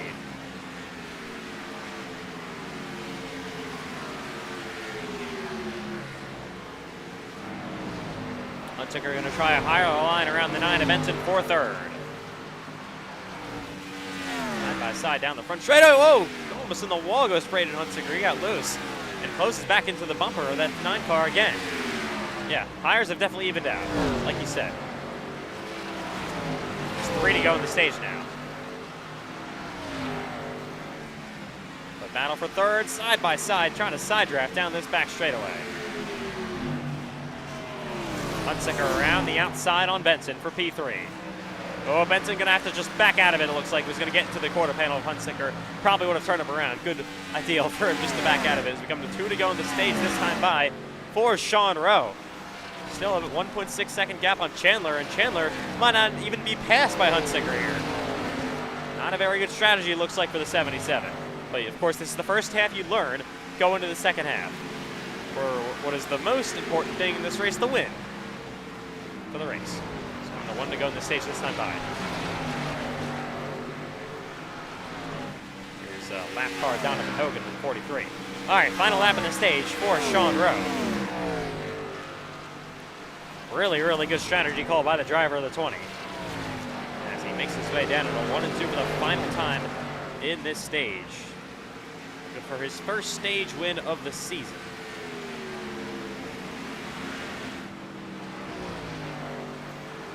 Making his way down to the 3 and 4 stop 10 across the front line. Of course, the stage will be over. To the green and white checkered flag. Sean Rowe is going to win the stage here in Nashville. 2nd, going to be Cameron Chandler. 3rd, Huntsicker. 4th, going to be Bryce Benton. 5th, Matthew White. Battle here for 6 all around.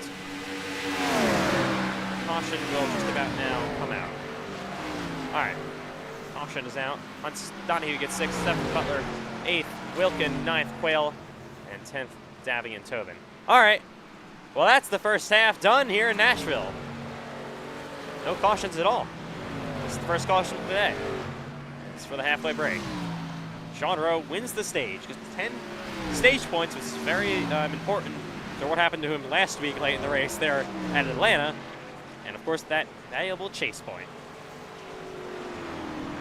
First breather of the day here for these guys. First yellow of the night on lap 77. Definitely an interesting run there. As I don't know what the pace car is doing, but all right. Sometimes the pace car is the fastest car on the track, and then other times it's the slowest thing you've ever seen. There we go. All right, so everyone's going to come down pit road here, and there will be one more green flag, one more scheduled stop for this race for your leaders after that.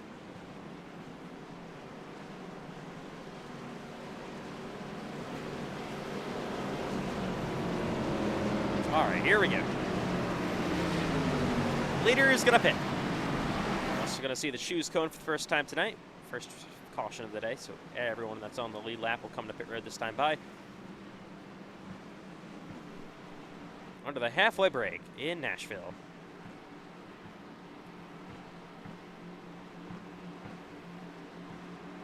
So completely clean and green first half there. Not a single caution, not a single car even got sideways.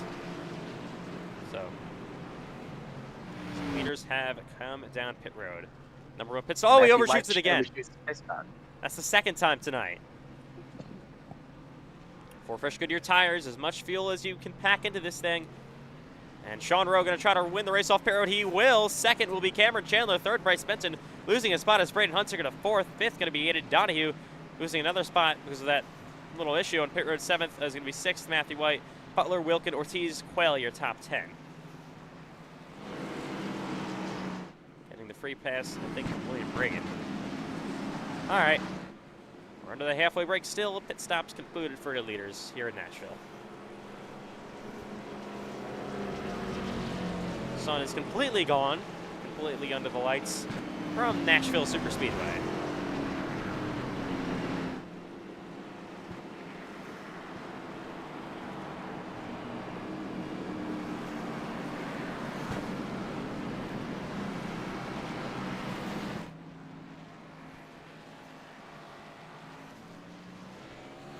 Working the first caution of the day, the halfway break. I believe this is the choose. Here we go. Get the lap car in the way for some reason, but they come to the choose for the first time tonight.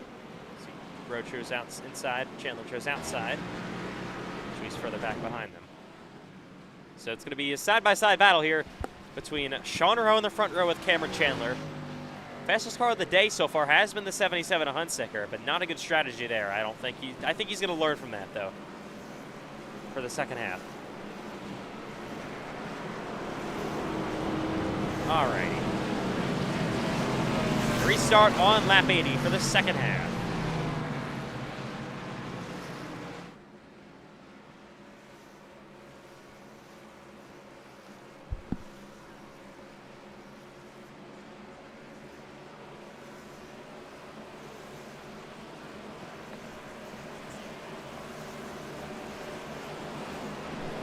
All right. As we get ready for this restart from the Nashville Superspeedway. Wonder if we'll get an incident caution here in the second half. Get any in the first half. We'll see. Pace car is in, ready for the second half from Nashville, Tennessee. Under the lights from Music City, we are back to green after the halfway break in Nashville. Away we go yet again. Sean Rowe, good restart on the inside lane. He is clear on that 8 car of Cameron Chandler and the 9 of Benson. Textbook start for the 20 as they head back on a 1 and 2. Oh, almost contact between Benson and the 77 Hunsicker. They did that earlier. Oh! And somebody just stays in the back. Somebody lost the fender. Wide. Somebody blinks again, heading back into 3 and 4. I believe Erdman might have lost his bumper. 3 wide, back into 3 and 4. There is Hunsicker to the inside of this 9 of Benton. You got the 7 of Matthew White there as well. Aiden Donahue got around them both. He's up to now 3rd. And he's to the inside of Chandler for 2nd. Look at the 82 of Donahue. 1 here back in Season 3. On the bottom for P2. We're going to slide back up the racetrack there. Gets a little bit loose again. Here comes Hunsicker.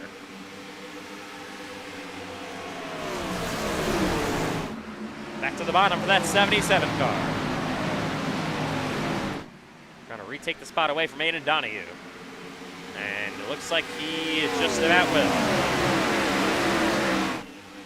So you got Matthew White trying to battle the 9 of Benson down at a 1 and 2.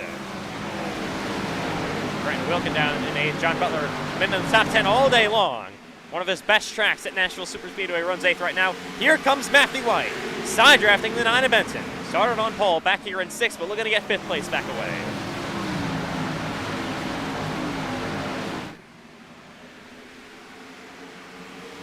Sparks all of a sudden. Jason Lindsay got the ball back there. And now the 12 of Wilkin is on the charge behind the 7 of Matthew White. Real quick back here, Cole Bastion having a really good day in 15th, passing champion Cole Clausen. How about that?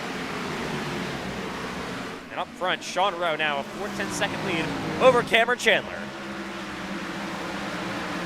Early parts of the second half here in Nashville.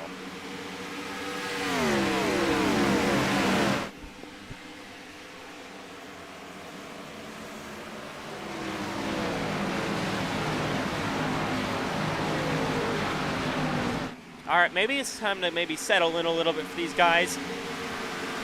So we expect the fuel window to be probably around the same as before the first half. We don't get any cautions in the second half.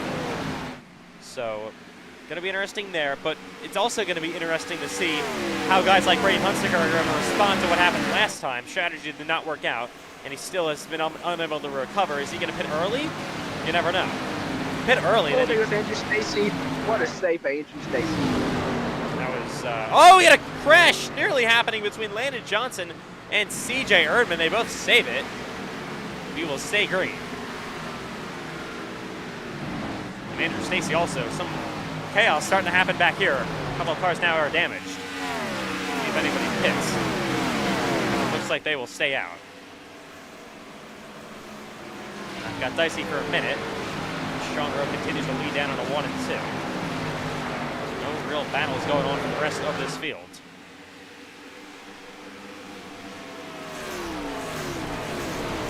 There is Benson back in 5th place. Matthew White was to his inside a few laps ago, but currently riding in 6th.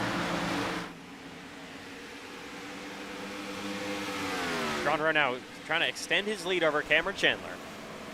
I was saying earlier, hitting early definitely gives you an advantage to what we saw in the first half, but also puts you in danger, especially late in the second half, to the checkered flag in this race, to getting a caution and then kind of being trapped a lap down. Very much does. And I think the earliest we can see someone come down pit road is like maybe 105. That's probably the earliest we see somebody come down. But also what you mentioned, if you pit early, you take the risk of a caution. If the caution comes out, your race is probably done. So make sure to see how early these guys pit. They could, the long game might work this time, but I don't know yet. We'll see when it gets there. But I think the earliest we can see guys maybe 105, but that's stretching. And that's barring we don't get any cautions like now. So if we get a caution right now, I wouldn't think we would see any leaders pit, but you never know. No incident cautions so far in this race. We nearly probably had a couple there. They were 4 wide, like you said, Eli, before. We had Andrew Stacy try to save the race car. Landon Johnson do the same. They have been getting pretty dicey back there.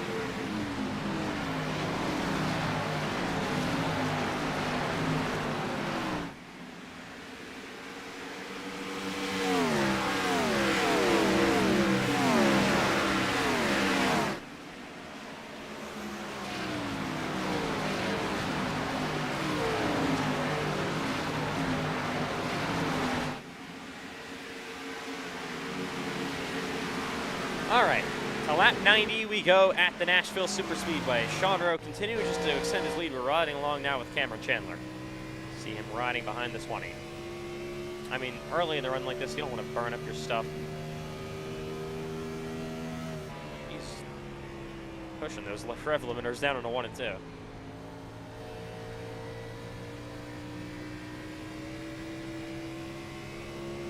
I mean, it has seemed like so far tonight, like expected, the car with clean air seems to kind of just pull away from everybody, like Sean Rowe's doing, like Hunsaker did earlier. Hunsaker currently runs 3rd. Still has not recovered from that, I don't want to say bad pitch strategy, because it wasn't bad or anything. It just wasn't the right one.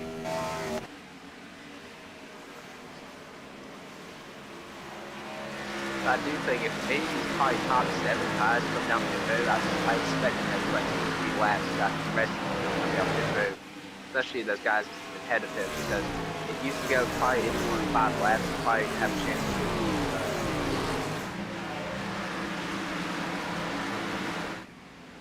Second lead now for Sean Rowe in the 20. Of course, was in a great position to win last week at Atlanta. Unfortunate late race caution came out there. Under 15 laps to go, and then Payson Lindsay slid up in front of him. Not exactly sure what 100%. I've heard different stories. He got loose. I don't know. He just lost. I've heard some people say he just lost talent. But clearly he got loose, spun out in front of him, and Payson ended up upside down. Luckily he's okay after that awful incident. Sean Rowe was absolutely destroyed, and he was furious with Payson Lindsay at the end of that one. Sean Rowe leads once again. Payson down in 10th. Payson still managing that nose damage. Actually, now he's got it mostly repaired. There's 2 pit stops he's made. But, I don't know, he's having an average day. Could be worse, could be better.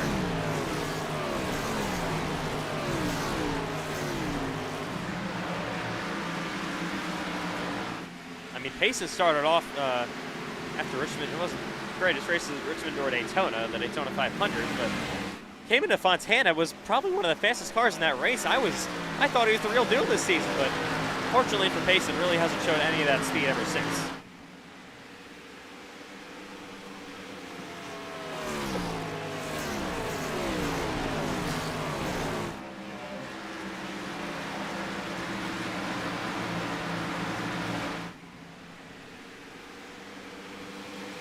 Gap stayed even between Sean Rowe and Cameron Chandler. A whole lot going on throughout the fields. I don't believe there's any side-by-side battles really anywhere. Look up back front with the 20. Sean Rowe has led a lot of laps this season. Definitely on track to a victory sometime soon. Is tonight his night? Already won the stage.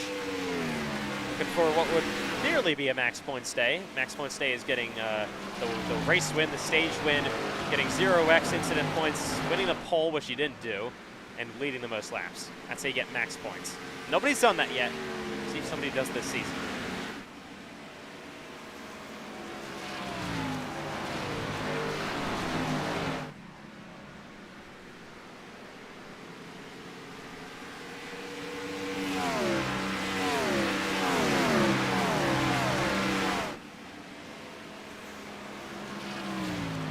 Here's Aiden Donahue. Looking in now, trying to run down Braden Hunsicker for third.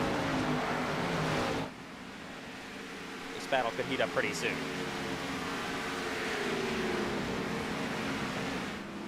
Braden definitely, I mean, the first half he was dominant. Pulled out 2 seconds on his teammate Matthew White. It was the Highline Motorsports 1 and 2.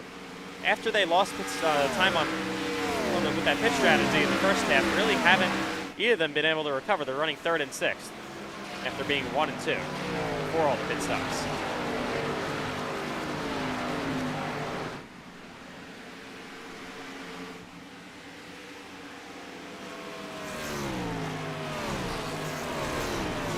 Here's Bryce Benson running in 5th. He absolutely drove his way through the field early on in this race. I thought he was going to be the car to beat. He's kind of stalled out in 5th place for the meantime. Nothing has really happened since then. It's coming to lap 100 in Nashville.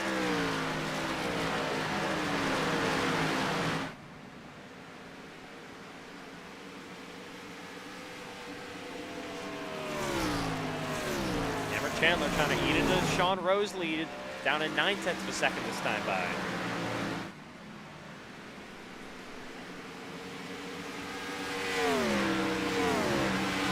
Definitely is hard to pass tonight. Side-by-side battles, I say that. 2 side-by-side battles. Maybe I should just say it's hard to pass all the time because all of a sudden we're going to have door-to-door battles here. Now between Davy and Tobin and Connor Havrilla. In 1 and 2, they're currently racing for 12. Tobin will take that spot away, but slides almost up the racetrack. And here comes the 50. Havrilla 2 is inside again.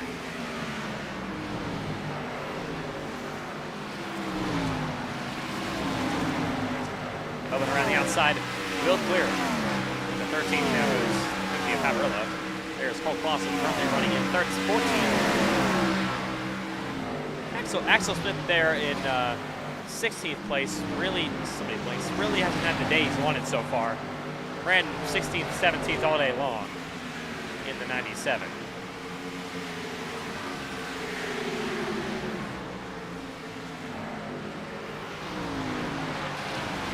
Reagan running back in 18th place. Urban and Stacy, those 2 teammates from Clear High Racing, 19th and 20th. Still need better pace. They, of course, got a little bit of damage earlier from their near wrecks earlier in this stage. Jason Lindsay trying to catch Carlos Ortiz for 9th.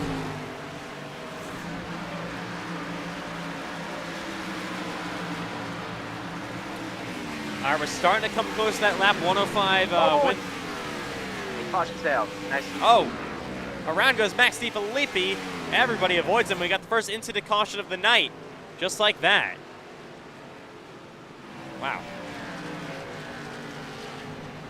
First yellow for cause. Took 104 laps for that to happen. And it was Max DiFilippi. See Axel Smith to his inside.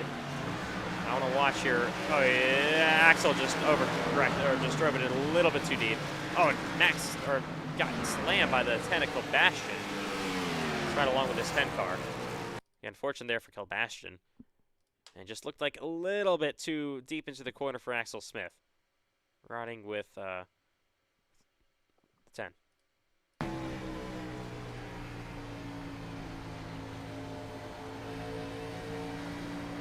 Yeah, just goes around and just nowhere to go. Into the wall hard there as well. Brings out our first incident caution of the day. Second of the night officially, including the stage. All right, now, what's going to happen on pit road? This should be interesting. You got 46 to go. This should get him into the end. This should get him to the end on fuel. So I assume if we go green, this will be the final pit stop. We'll see how pit stops go here because this could be the final one. All right. The third pit stop of the night. If everyone comes, I would assume everyone would take 4 tires. It's definitely not the least interesting time for a caution to come out like this. Ooh, Chandler and Hunsaker there getting together a little bit. He's riding along with a pace car for some reason. There we go. That 2-year leaders on the pit road. 45 laps to go in Nashville.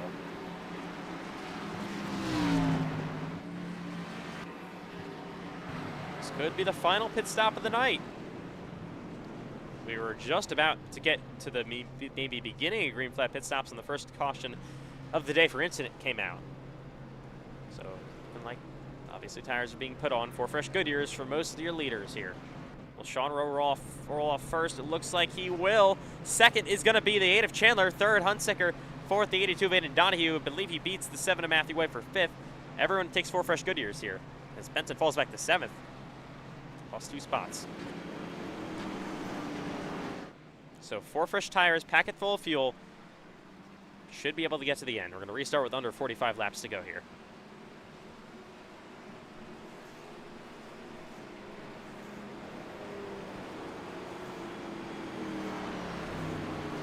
All right.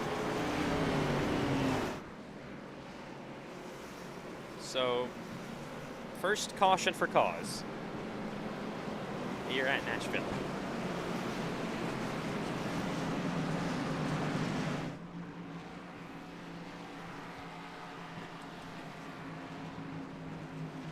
All right, here we go. It's coming to the shoes cone. Sean Rowe will choose the inside lane outside for, outside for Hunsaker. Leave the second row to the 82 of Donahue. They all come to choose behind.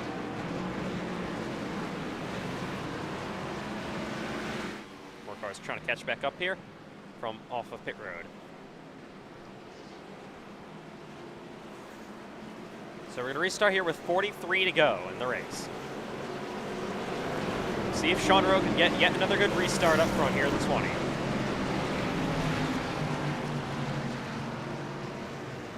So they already have their third set of tires on the race cars. Third pit stop of the day was concluded. They got one more in the pits for all of your leaders here. So get a late caution. You would expect them probably to come on. Post them into at least, maybe some 2-tire calls somewhere. You never know. But that's if we get a late caution. It'd be very interesting if you get a caution in like 10 to 15 laps. You got see these guys put the final sets on and they go in caution at the end. We'll see how that all plays out, if it actually plays out, or this is the final restart of the night. Could be anything. Here we go. Back for the green flag with Sean Rowe and Cameron Chandler on the front row yet again. These two have been battling all season long. Like I've said, another great restart there for the 20 of Sean Rowe. He is absolutely gone on Cameron Chandler, who looks like he's just getting pushed into second place by Hunsaker as they head back into 1 and 2. Side by side for third. Here is Aiden Donahue to the inside of Braden Hunsaker. Braden shows the outside, a little bit surprising as they head down the back straightaway. The 3 and 4. Oh, Donahue slides up the racetrack to the door of Hunsicker. Contact was made, and Hunsicker nearly, whoa, we got a car spinning. Around goes Carlos Ortiz. He's way out of the way. I believe he would stay green. We should at least. We all really think. Oh! John Butler gets turned around. He's gonna save it. No caution. We stay green. What a save by John Butler. Good job keeping it out of everybody's way there. 3 wide. It's out in the back straightaway in green 4 again. It is wild on these restarts back here. Like it always is. Really gotta be careful back here again. Still 3 wide. Oh my goodness. Donovan Hogan has to back out of the gas there for a second. This is just a dogfight back here. Getting to the inside there. Bryce Benson side by side with Trenton Wilkin for 6th. Benson lost a couple of spots on pit road. Trying to get one way from Wilkin. Here's their door-to-door, almost making contact down the front straightaway.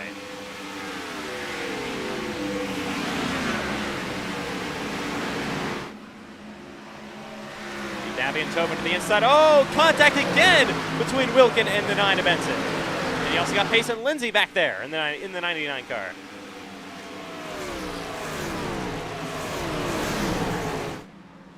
Payson who's back out of it. It's come to 39 laps to go here in Nashville. Pretty chaotic restart. And I got to talk about that real quick. Very, very unfortunate for John Butler to have that slide. He's all the way back now in 20th. So unfortunate after running inside of the top 10, one of his best runs of the season. So good at this racetrack. Here is the 12 of Wilkin to the inside on Benson. Trying to get 7th away here. Oh, they make contact, and around goes Trenton Wilkin. Spinning in the grass. Gonna try to keep it out of the way. And No caution. we stay green. Wilkin goes around through the grass, and he's gonna have to just get it going again. He will. It's always a little bit nerve-wracking when you see somebody spinning through the grass like that. Very unfortunate again for Trenton Wilkin this time. Another unfortunate incident for a guy inside of the top 10. That just cut out 3 top 10 contenders like that.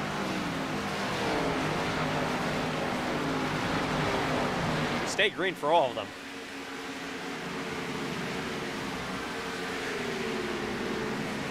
It is basically in the rule book. We don't have cautions for single car incidents like that out of the way. We haven't had any of those in this race so far until this restart.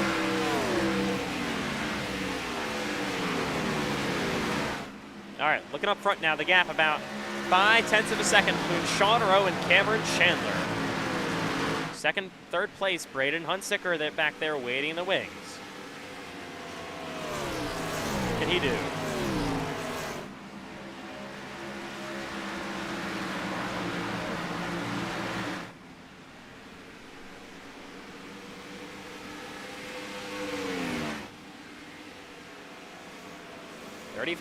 Laps to go in Nashville. Down from 5th, they went Bryce Benson on the outside of that light. This is the battle for 5th. Benson was 5th before the caution came out. Lost 2 spots on pit road.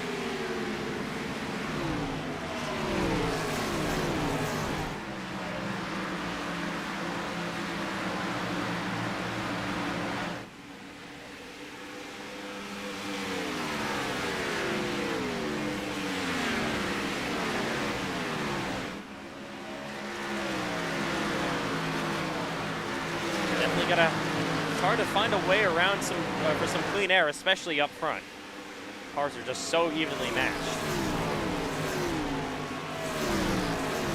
Matthew White started on pole. He hasn't led a lap all day, and he currently runs in 5th, like he has. Best he's kind of ran all day, besides the 2nd place running behind his teammate Hunsicker early in the race.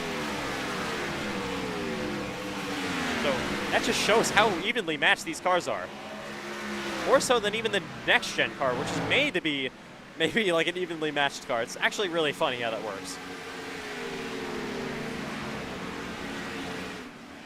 Because we've had more competition easily this season than we've had in any other season with the next gen car.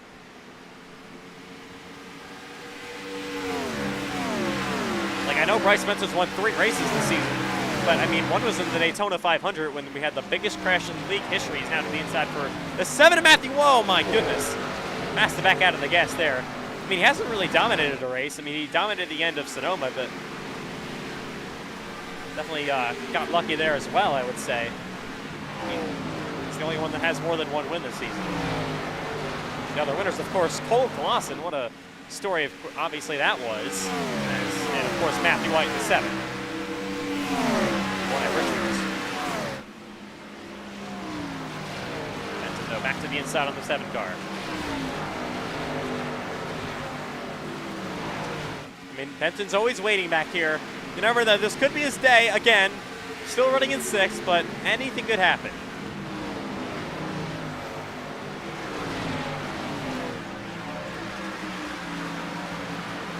And there he is to the inside on Matthew White.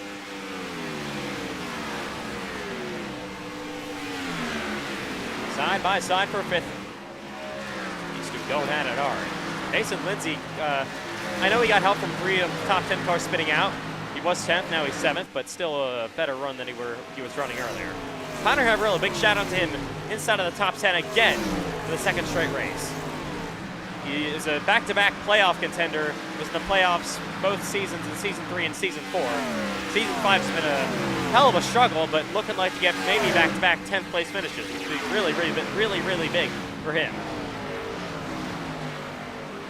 Benton still battling side by side with the 7 of Matt Clem. Oh my God!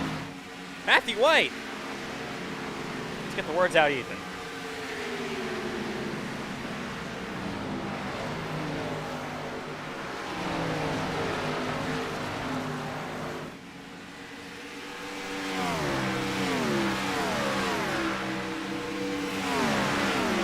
Yeah, Matthew White, I mean, he started on pole. I thought he was going to be the best car in this race. He was fastest in practice for a while.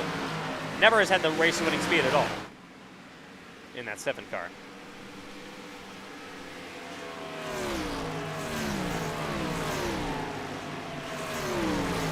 Sean Rowe was in this exact same situation last week in Atlanta. Just about 25 laps to go, he was leading. He wants it to go better than it did last week. This time tonight.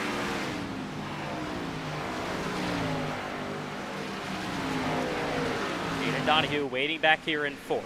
Behind the 77 there and Braden Hunsicker's machine in 3rd. Sean Rowe, lap 125 here in Nashville.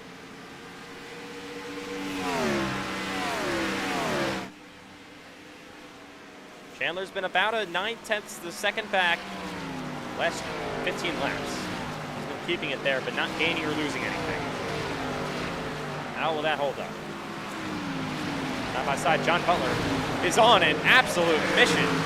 He's got top 10 pace, and he is looking like it right now. To the inside of Cole Clausen for 15th or 16th.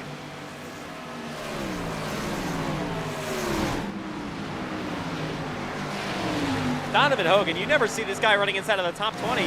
Big shout out to him running in 14th right now. Under pressure from like 3 cars, but still. No offense to him, but out. Oh. What is the issue? I believe the 10 of Kilbasher. Let's see. Looks like it's the 88 of Landon Johnson. Got contact with Carlos Ortiz coming out of 4. Let's see here. I don't know if he just ran through him. Landon checked up. Landon spins. That is a terrible caution call, iRacing. Okay. Not sure what we're doing there, but all right. That brings this up is a very interesting caution. Because last time, like I said, if you go 15 to 20 laps, all these guys are going to pit. It's going to be very interesting to see if these guys come down pit road. I expect most of them, but I could see a couple guys stay out and bank for the caution with maybe 5 to go and have like 20 lap fresh tires in the final stint. Yeah, we'll see here. Another untimely caution.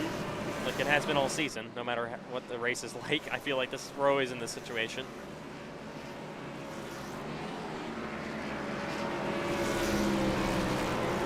All right, well, this is gonna get interesting. Okay. They have one set remaining, by the way. Here they come. Everyone so far. Everyone's pitting. Does anyone stay out? No. No one stays out. All right, everybody's pitting. Under 25 laps to go here. Might see a possible 2 tires, but we'll see here. I don't know. I mean, tires have meant a good amount today. Get about, what, like 20 laps on these? Here we go. Leaders Can I on get a pit road. black clear for spinning on pit road, please? You don't get black clears for speeding. No. Like when I caused the caution, like I went on pit road. Oh. Hang on. And Pacey Lindsay takes the lead, takes 2 tires. Shades of last week. Okay. And Sean Rose in second. Oh. Yeah. I mean, what did I say? Shades of last week. Landon says you're not serving a penalty. I don't know what's going on.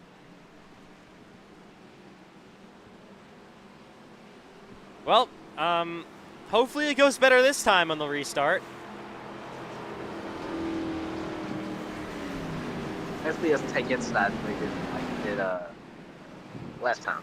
Yeah, this is a little bit too familiar. Just a little bit. I mean, If I'm Sean, I might just go right behind him. yeah, maybe. We'll see. This is just, if I'm Sean Rowe, this is too familiar. It's only been a week. Like, I mean, still very fresh in your memory. Payson outside? Okay. I don't know why, but okay. Yeah, 2 tires gonna watch the wheel spin here, especially old tires on the left side. So hopefully nothing happens compared to what happened last time. But if you came with trail behind him, you gotta watch for the wheel spin. As Pacey wants to come up his tires, that'd probably be best to do that. But Sean Rowe, luckily not on the outside of him, there's a chance of him being loose on his 2 tires. All right, here we go. We're going to restart with 21 laps to go in Nashville. This is the exact same situation, just now different lanes. With Sean Rowe was dominating the race the second half, and Payson Lindsay staying with 2 tires.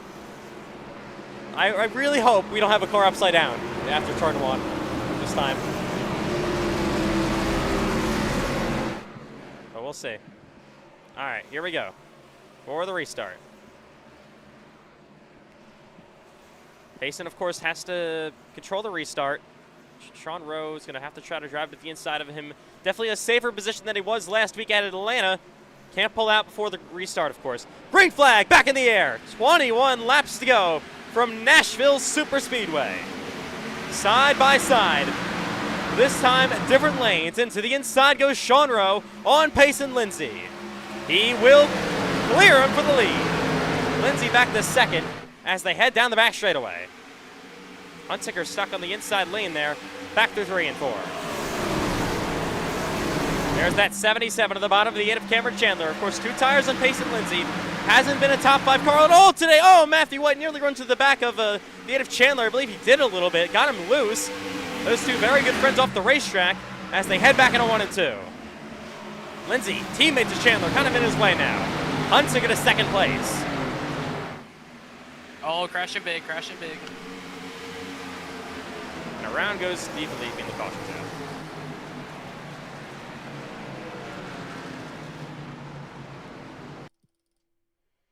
Let's see what happened this time. Donovan Hogan just ran through Max DeFilippi. Okay. Let's ride along with Donovan Hogan here. Not really sure what he saw there, but all right. Maybe just misjudged it. Yeah, not optimal time to gas up there, and then he got ran under by Cole Clausen. Definitely a mistake by Donovan Hogan. Cost us a caution here. 4th of the day. Well, We can guarantee no more pit stops, I guess, for your leaders. They've used all their sets.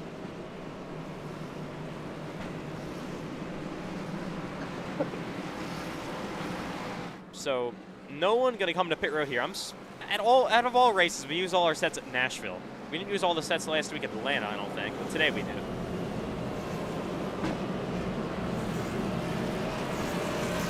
But you guys are out of sets, right? Yes. Yeah. Which, I mean, this track eats up tires pretty good, though. I guess you can say that. It's an underrated track for doing that. I mean, like, halfway, like, at the halfway break, I think my right front was, like, 40.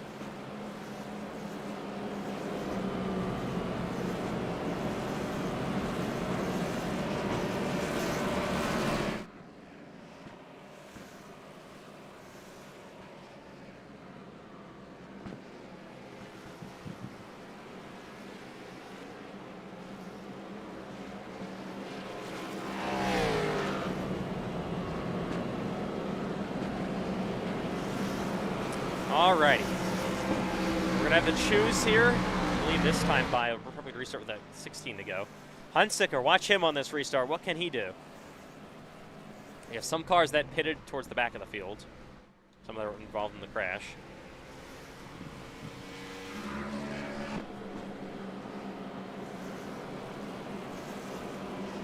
I believe Landon Johnson gets the free pass here, I think. Yes, he will. No, I've been on the lead lap. Oh. Well, whoopsie. Alright, come to the choose. Landon Johnson, you got the free pass. We'll restart, I think, before. Alright, we would assume the 20 of Rowe would choose inside. Then where does Hunsicker go? Does he probably choose outside? I would think. Roach signaling outside, but obviously goes inside. Oh, goes outside? All right. That's going to be the front row to Hunsicker on the inside here. I'm surprised. The first time he's gone outside all day.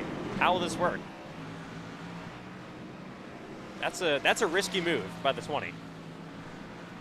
Very risky. You saw in the last we saw Payson Lindsay, the leader. He lost the lead going into turn 1 to Sean Rowe and won the inside. So see if Hunsicker can take advantage here. Yeah, we'll see. 16 laps to go for the restart. Braden, of course, led the first about 45 to 50 laps until he hit it probably too late. Hasn't led since. But we know that 77 car has a lot of pace in it, especially up front. He gets around this 20 of Sean Rowe.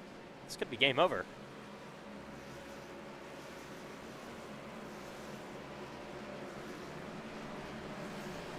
All right. Well, we had no incident cautions in the first 105 laps. Since then, I think we've had 2 or 3.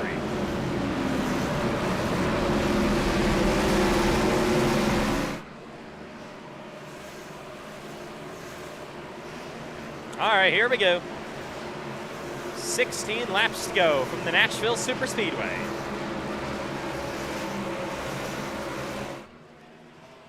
For the Echo Part restart Zango, rebranded now from Geico. Back underway in Nashville. Look at Hunsicker. I don't know about this inside call at all for Sean Rowe. We'll see what happens down in a 1 and 2. Braden Hunsicker on the inside lane of the 20. Down in a 1 and 2 they go. Rowe trying to wrap the outside. They're racing each other tight. Down the back straightaway. He's somehow clear on the 77. Really risky. Barely pays off. Back into 3 and 4. The 77 Hunsicker still on the bumper of Sean Rowe. Here is Payson Lindsay being raced by his teammate Cameron Chandler for third.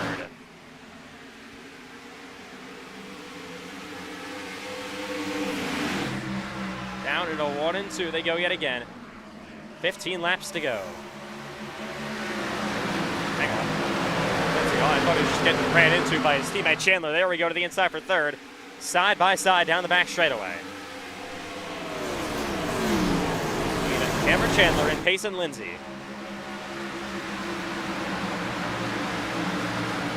Matthew White in the wall a little bit back there as well.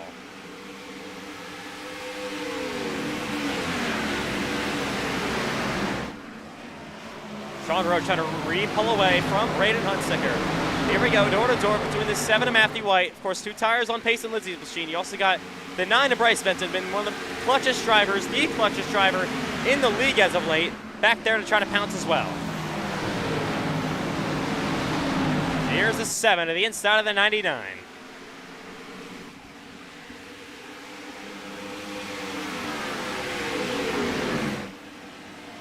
Bryce Benson also trying to hold off the 82 of Aiden Donahue, and then we'll try to get to his teammate, the 99 of Payson Lindsay. Aiden Donahue to the inside of the 9 of Benson almost. 4-6, side by side. Down the back stretch they go. Donahue took advantage of Benson getting a little bit tight there. Oh, Donahue slides on the bottom. Loose on corner entry. Door to door, back to 3 and 4. Isn't quite clear, the 9 in the wall.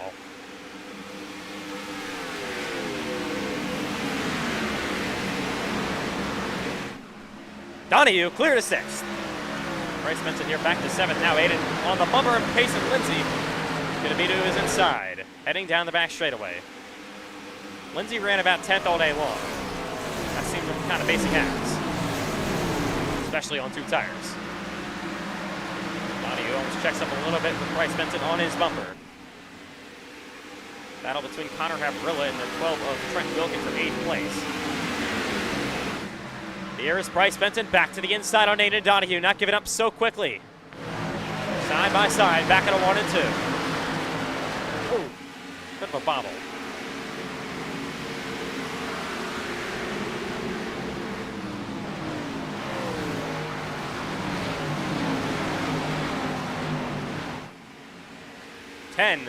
Oh, wait, big slide, 10 laps to go in Nashville. That 82 car was loose.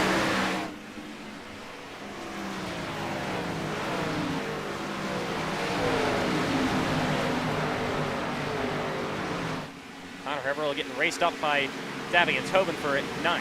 Havrilla, though, still having a good day. Wants to try to hold on to these positions, though. Can he do it? Tobin who's inside.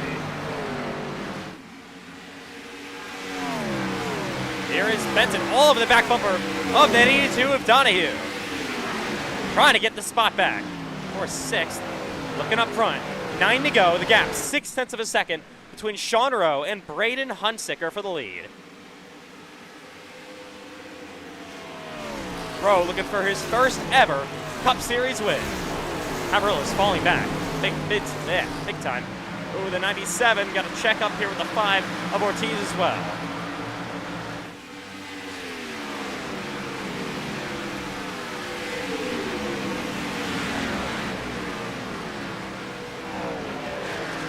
Here goes Bryce Benson, back to the door, to the quarter panel, slides around. Here comes Trenton Wilkin back on his bumper. Wilkin's going to be on his bumper for 7th place now. What a comeback by the 12 of Wilkin. Cautions have helped him lately. From outside the top 20 up to almost P7, roughs up Benson in the 9. Benson's not going to be too pleased about that one, I can say so myself. He falls back to 8th, Wilkin to 7th. Now Davy and Tobin with a run down the front straightaway in a 1 and 2.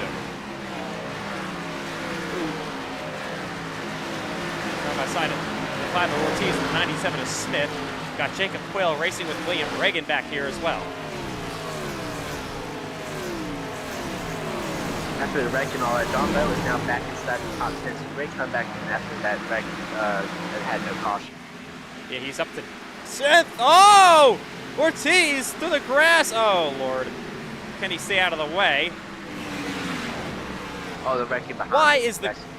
Oh. No, they're not. Why is the oh, yeah, they are.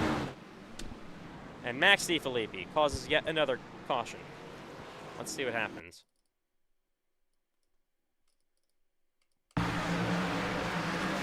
And just lost it on his own. Can't be doing that with 5 to go. While running 21st. He's done that multiple times now.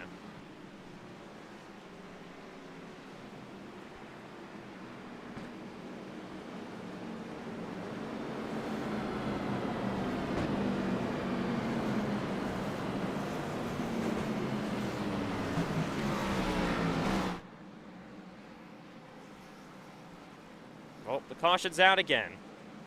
And we're going to have another overtime restart. Because apparently, we can't get away from that. Hopefully we don't use all 3.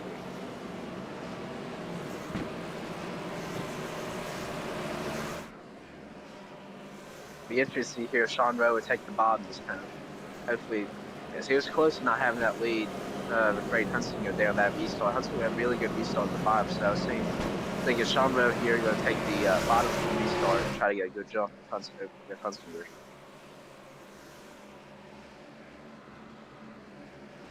Well, we're not going to choose this time by. We're going to. I think it's going to be 2 to go. It should be. I don't think it will be overtime officially, but it will, I think, count as a green white checkered. So none of your leaders going to pit here, obviously. But Lawson pitting with 43 Vogan.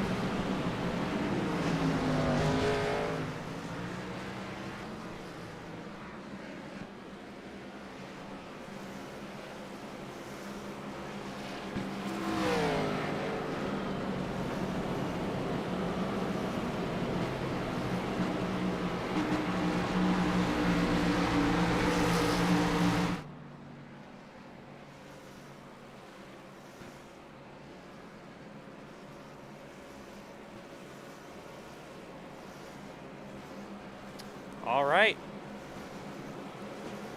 Well, we'll see what happens on this restart. I believe we're coming to the choose this time by, so that will be 2 to go. Won't officially be overtime yet, but it will be a green-white checkered. So after going 105 laps green with no cautions beside the stage, we've had, I think, 4 in this ever since for the cautions.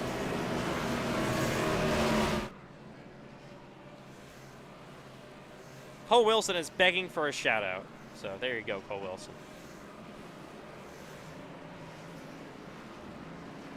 Here we go, coming to the shoes. Outside goes... What, outside? I don't know about that. I don't know about that one at all. That's a really weird situation, or really weird decision for Sean Rowe.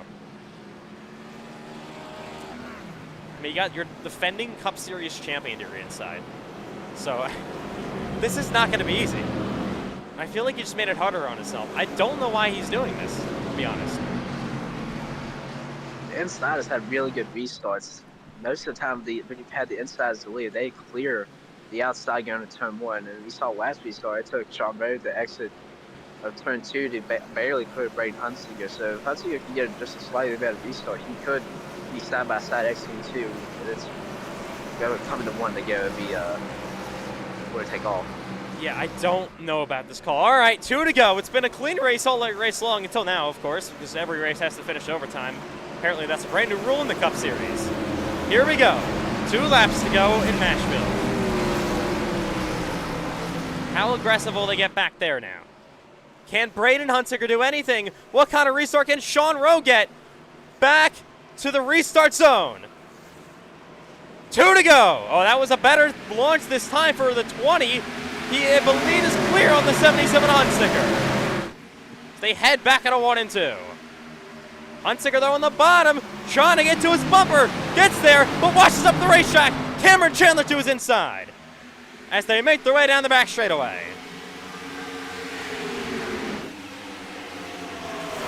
Back through 3 and 4.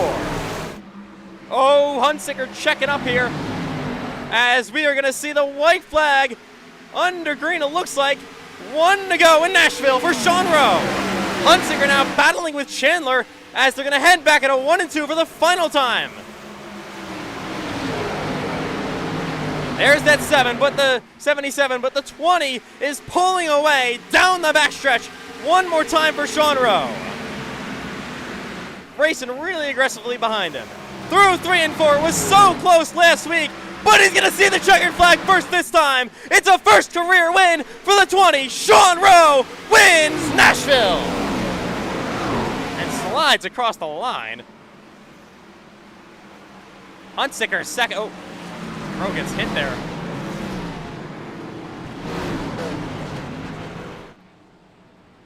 Rowe got hit there. I don't know how he's going to be able to do his burnout. Hunsinger finishes second. They crashed across the line like they usually do after the checkered flag. Third place for Cameron Chandler. Fourth place at Lindsay. The swift strategy ultimately ended up working out for him.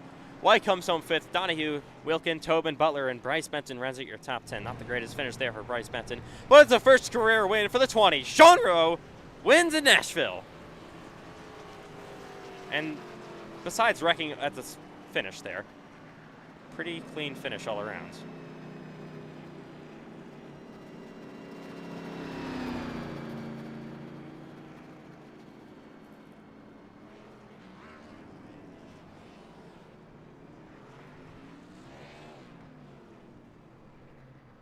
Sean Rowe, your race winner. First win of the season for him. First career win. First win of the year for Ethan Trentler Racing as well. And, oh, nice. I'm doing too good on that motor. But he will burn it down. Your winner at the Nashville Super Speedway.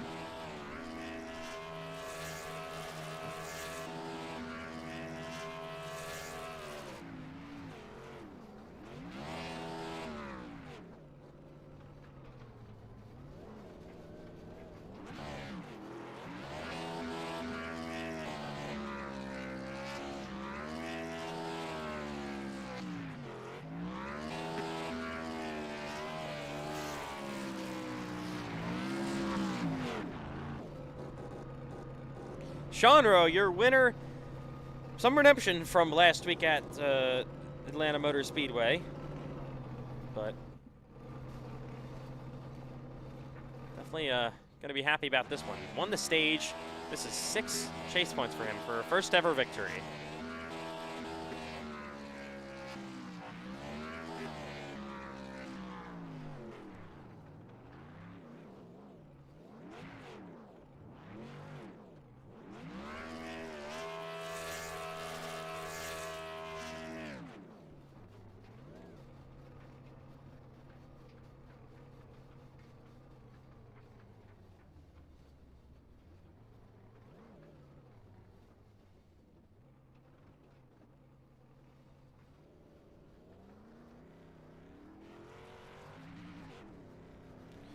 All right. Well, post-race interviews are coming up here from the Nashville Super Speedway.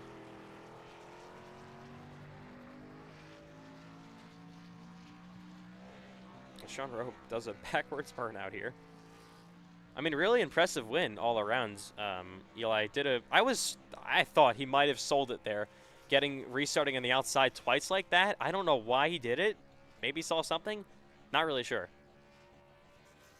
Not really sure either, but it's kind of we all kind of impressive doing backwards burnouts. First time for everything, I guess. But yeah, very interesting call there to take the outside twice there. After the first time, almost giving up to Braden Hunsinger, but the second time was a much better jump. Entering turn 1, he was able to get clear Braden Hunsinger. As Hunsinger was very close to giving the bumper there, entering turn 1. But ultimately, Sean Rowe ended up getting his first career win. Big win for him. Yeah, it's definitely going to help after finishing outside the top 25 last week at Atlanta Motor Speedway. Gets his first career victory.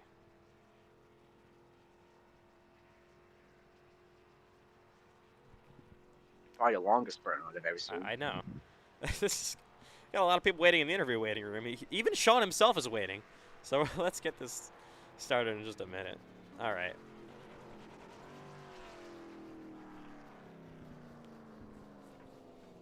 Interesting race. It was probably the calmest race I've seen in a very long time for anything. For the first 105 laps, there was no crashes, no nothing. Got a little, I don't want to say messy. It was they definitely did a lot better job than what we saw at Atlanta and some other races this season than keeping the cars under control. I mean, I was very props to the field for that for most of the day. Definitely a good step in the right direction. All right, post-race interviews coming up, though, from Nashville Super Speedway. Of course, up first, your winner, Sean Rowe. Sean Rowe, you have finally done a redemption from last week.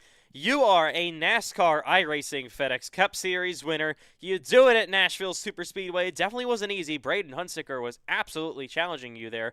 Take me through real quick what your thoughts was choosing the outside there a couple of times, and the inside might have worked really well for you a couple of times. Ultimately, it still ends up working out for your first win. This is a great question. You know, me and my my spotter slash like crew chief, it wasn't really spotting me, but more of a advice guy, I guess.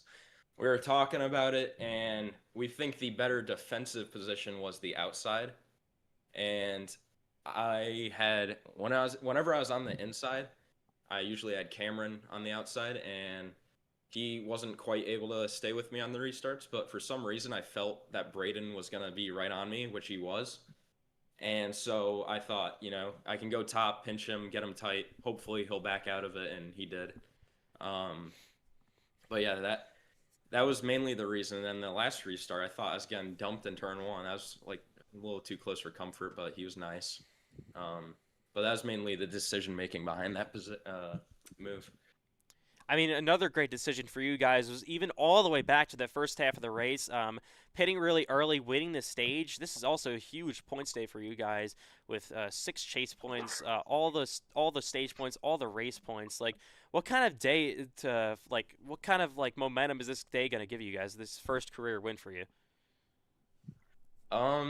Yeah, this is awesome. I mean, like, if you told me before the season that my first win would come at Nashville, I would think you're crazy just because, like, I'm not bad at Nashville, but I'm normally just pretty standard. But I've learned in the races that I've been in with this car that, clean air is a very nice commodity. And early in this race, I tried pushing. I got like right up to Matthew, and then realized my tires were killed because, it's the dirty air is so bad in this car for some reason. It doesn't really make sense to me, but once that happened, I made the decision to, come a little early, try to get track position, and it worked. And then from there, I knew I had to keep the lead however I could. And I'm not gonna lie, I got like Vietnam flashbacks when we had that late caution and then Payson took 2. I was thinking about it coming down pit road. I'm like, I have to take 4, but I know someone's gonna take 2. And I was looking in my mirror and I saw the black and pink 99 come out of nowhere, and it was frightening. Put a shiver down my spine, if you will. Yeah, well, of course, Sean, I think you're going to be able to get in somewhat of the battle for the points lead. How do you think you're going to be able to keep this momentum up to maybe rack up some more wins coming up later this season to try to maybe even win this regular season championship? Yeah, this should give me a bit more confidence in this car. I haven't raced this car much, so getting a win in it and a win in this league period will be very nice just to keep me positive. And we got a few short tracks coming up I see on the schedule, or like at least shorter tracks. And I'm usually better at the short tracks compared to mile and a half, so I could be pretty deadly at Phoenix. Even like a Pocono. I'm mainly waiting for, is it on here? Yeah, New Hampshire. I think I can be very good at, but I've always thought of myself as I might not win every race, but I'll run top 5 every race. And pretty much all season it's been like that. It's just like Sonoma, some bad decisions were made on the driver's fault there.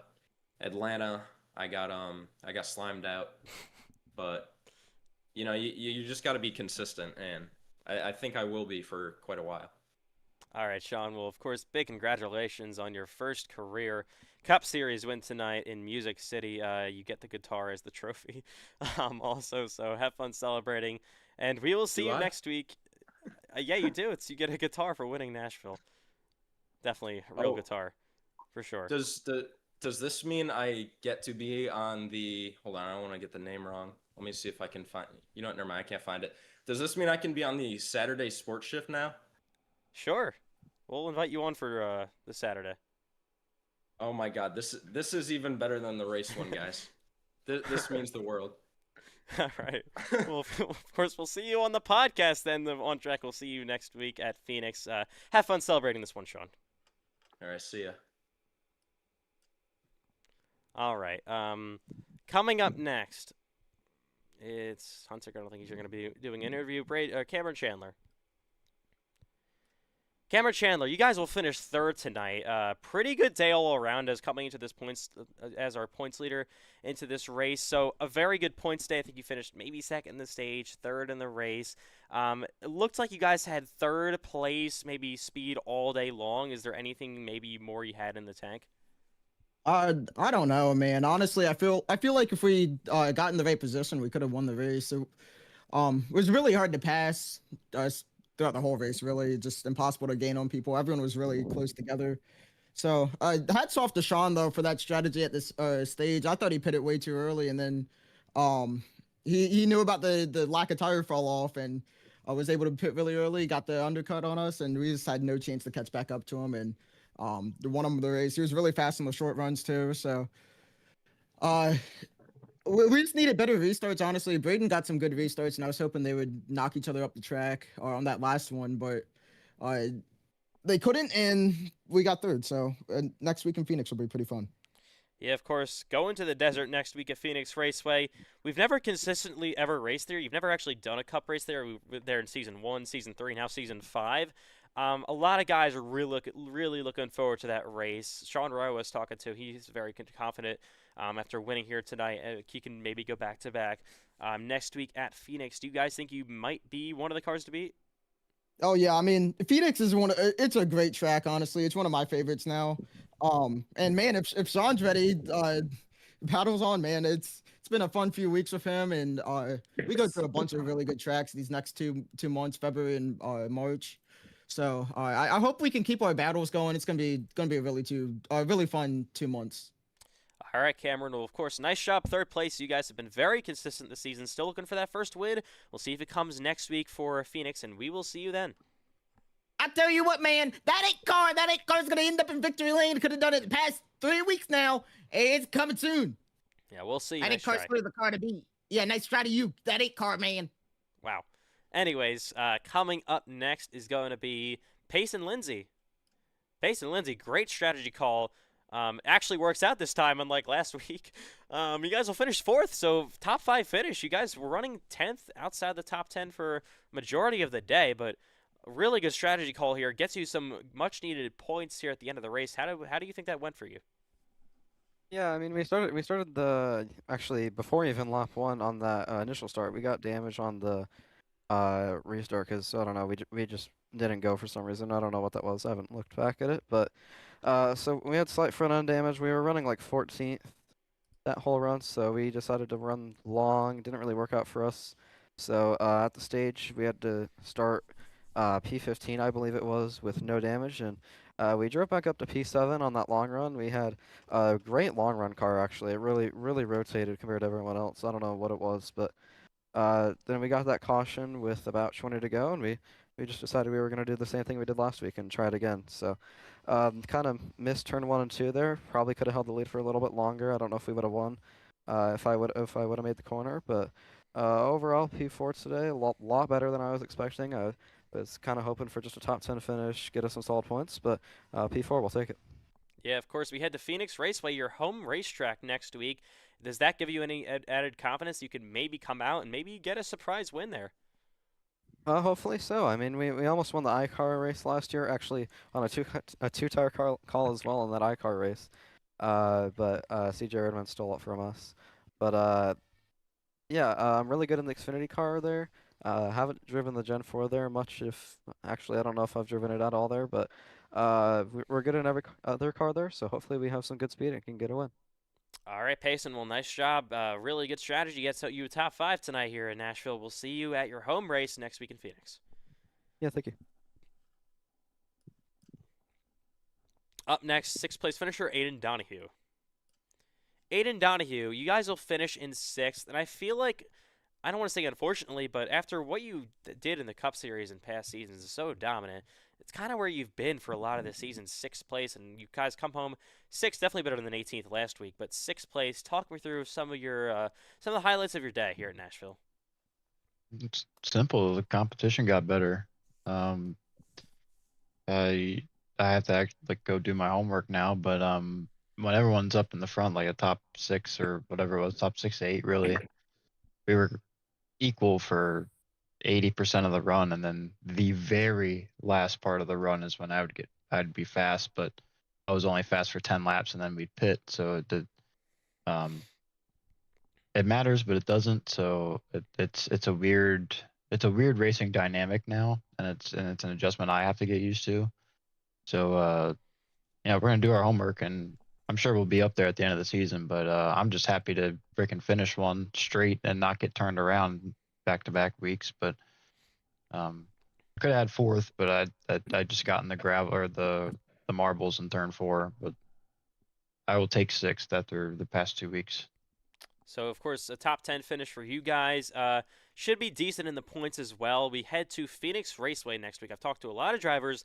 They are very excited for Phoenix all around in the Cup Series and the Grand National Series. How do you guys think you can work that track to your advantage next week?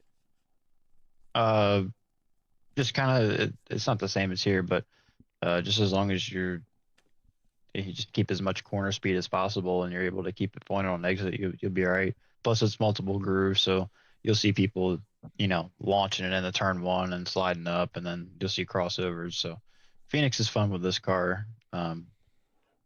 Every track is fun with this car. So glad we're doing this, but it's definitely an adjustment I have to get used to get faster. All right, Aiden. Well, of course, nice job still on the top 10 finish, 6th place here at Nashville Superspeedway. We'll see you next week from the desert in Phoenix. Yes, sir. Thank you. Up next should be the final interview of the night. Going to be Bryce Benson, finished in 10th place. Bryce Benson coming off back-to-back wins. Guys will finish in 10th after nearly winning this race a season ago. Definitely not maybe the run you expected. Also, after driving your way through the field early in the race, kind of just stalling out after that. Ultimately, it's still a top 10, but it's 10th place at the very bottom of the top 10. Give me your thoughts, like what you're kind of lacking tonight for race winning pace after going 2 in a row. Yeah, terrible race. Had a pretty terrible quality. I screwed that up. Probably could have went faster, but yeah. Yeah, I was just making up places after that, which was good. And then, yeah, I don't know. It might have been maybe just into the night. I might have fell off or something. I'm not really sure, but I was just really off the pace. I mean, I struggled to pass people after the start of the race where I was making up all those places, and yeah, I really did not have pace tonight. I mean, I would consider this track one of my worst tracks, even though I feel like the results like from last season don't really say that. I don't like this place at all, honestly. And yeah, it's just I don't know.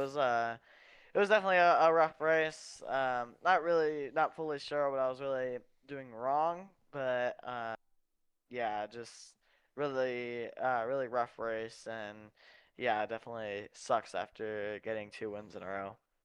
Yeah, of course, coming off those back-to-back wins, it has still been a fantastic season. We go to Phoenix next week. I've said this to every other driver, but a lot of people are really looking forward to Phoenix Raceway next week, and a lot of drivers are very solid there. How do you guys think you could do next week? Yeah, I mean, I think Phoenix, we should be fine. I think I should be pretty solid there. I haven't really done it in the Gen 4, but I think I'll be okay there. But I mean, looking at the upcoming races after that, I mean, it's not looking good for me. Because yeah, Rockingham, Pocono, and Dover, yeah, those tracks are not very good for me.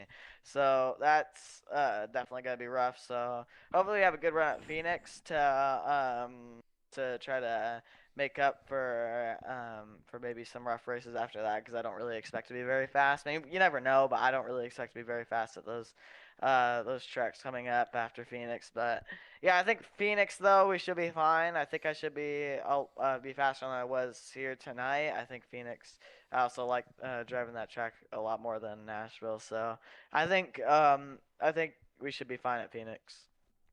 All right, Bryce. Well, of course, 10th place tonight, maybe not the result you were looking for after coming off back-to-back wins, but still a top 10 anyways. And we will see you next week from the desert in Phoenix. Yep. Well, that'll just about do it here.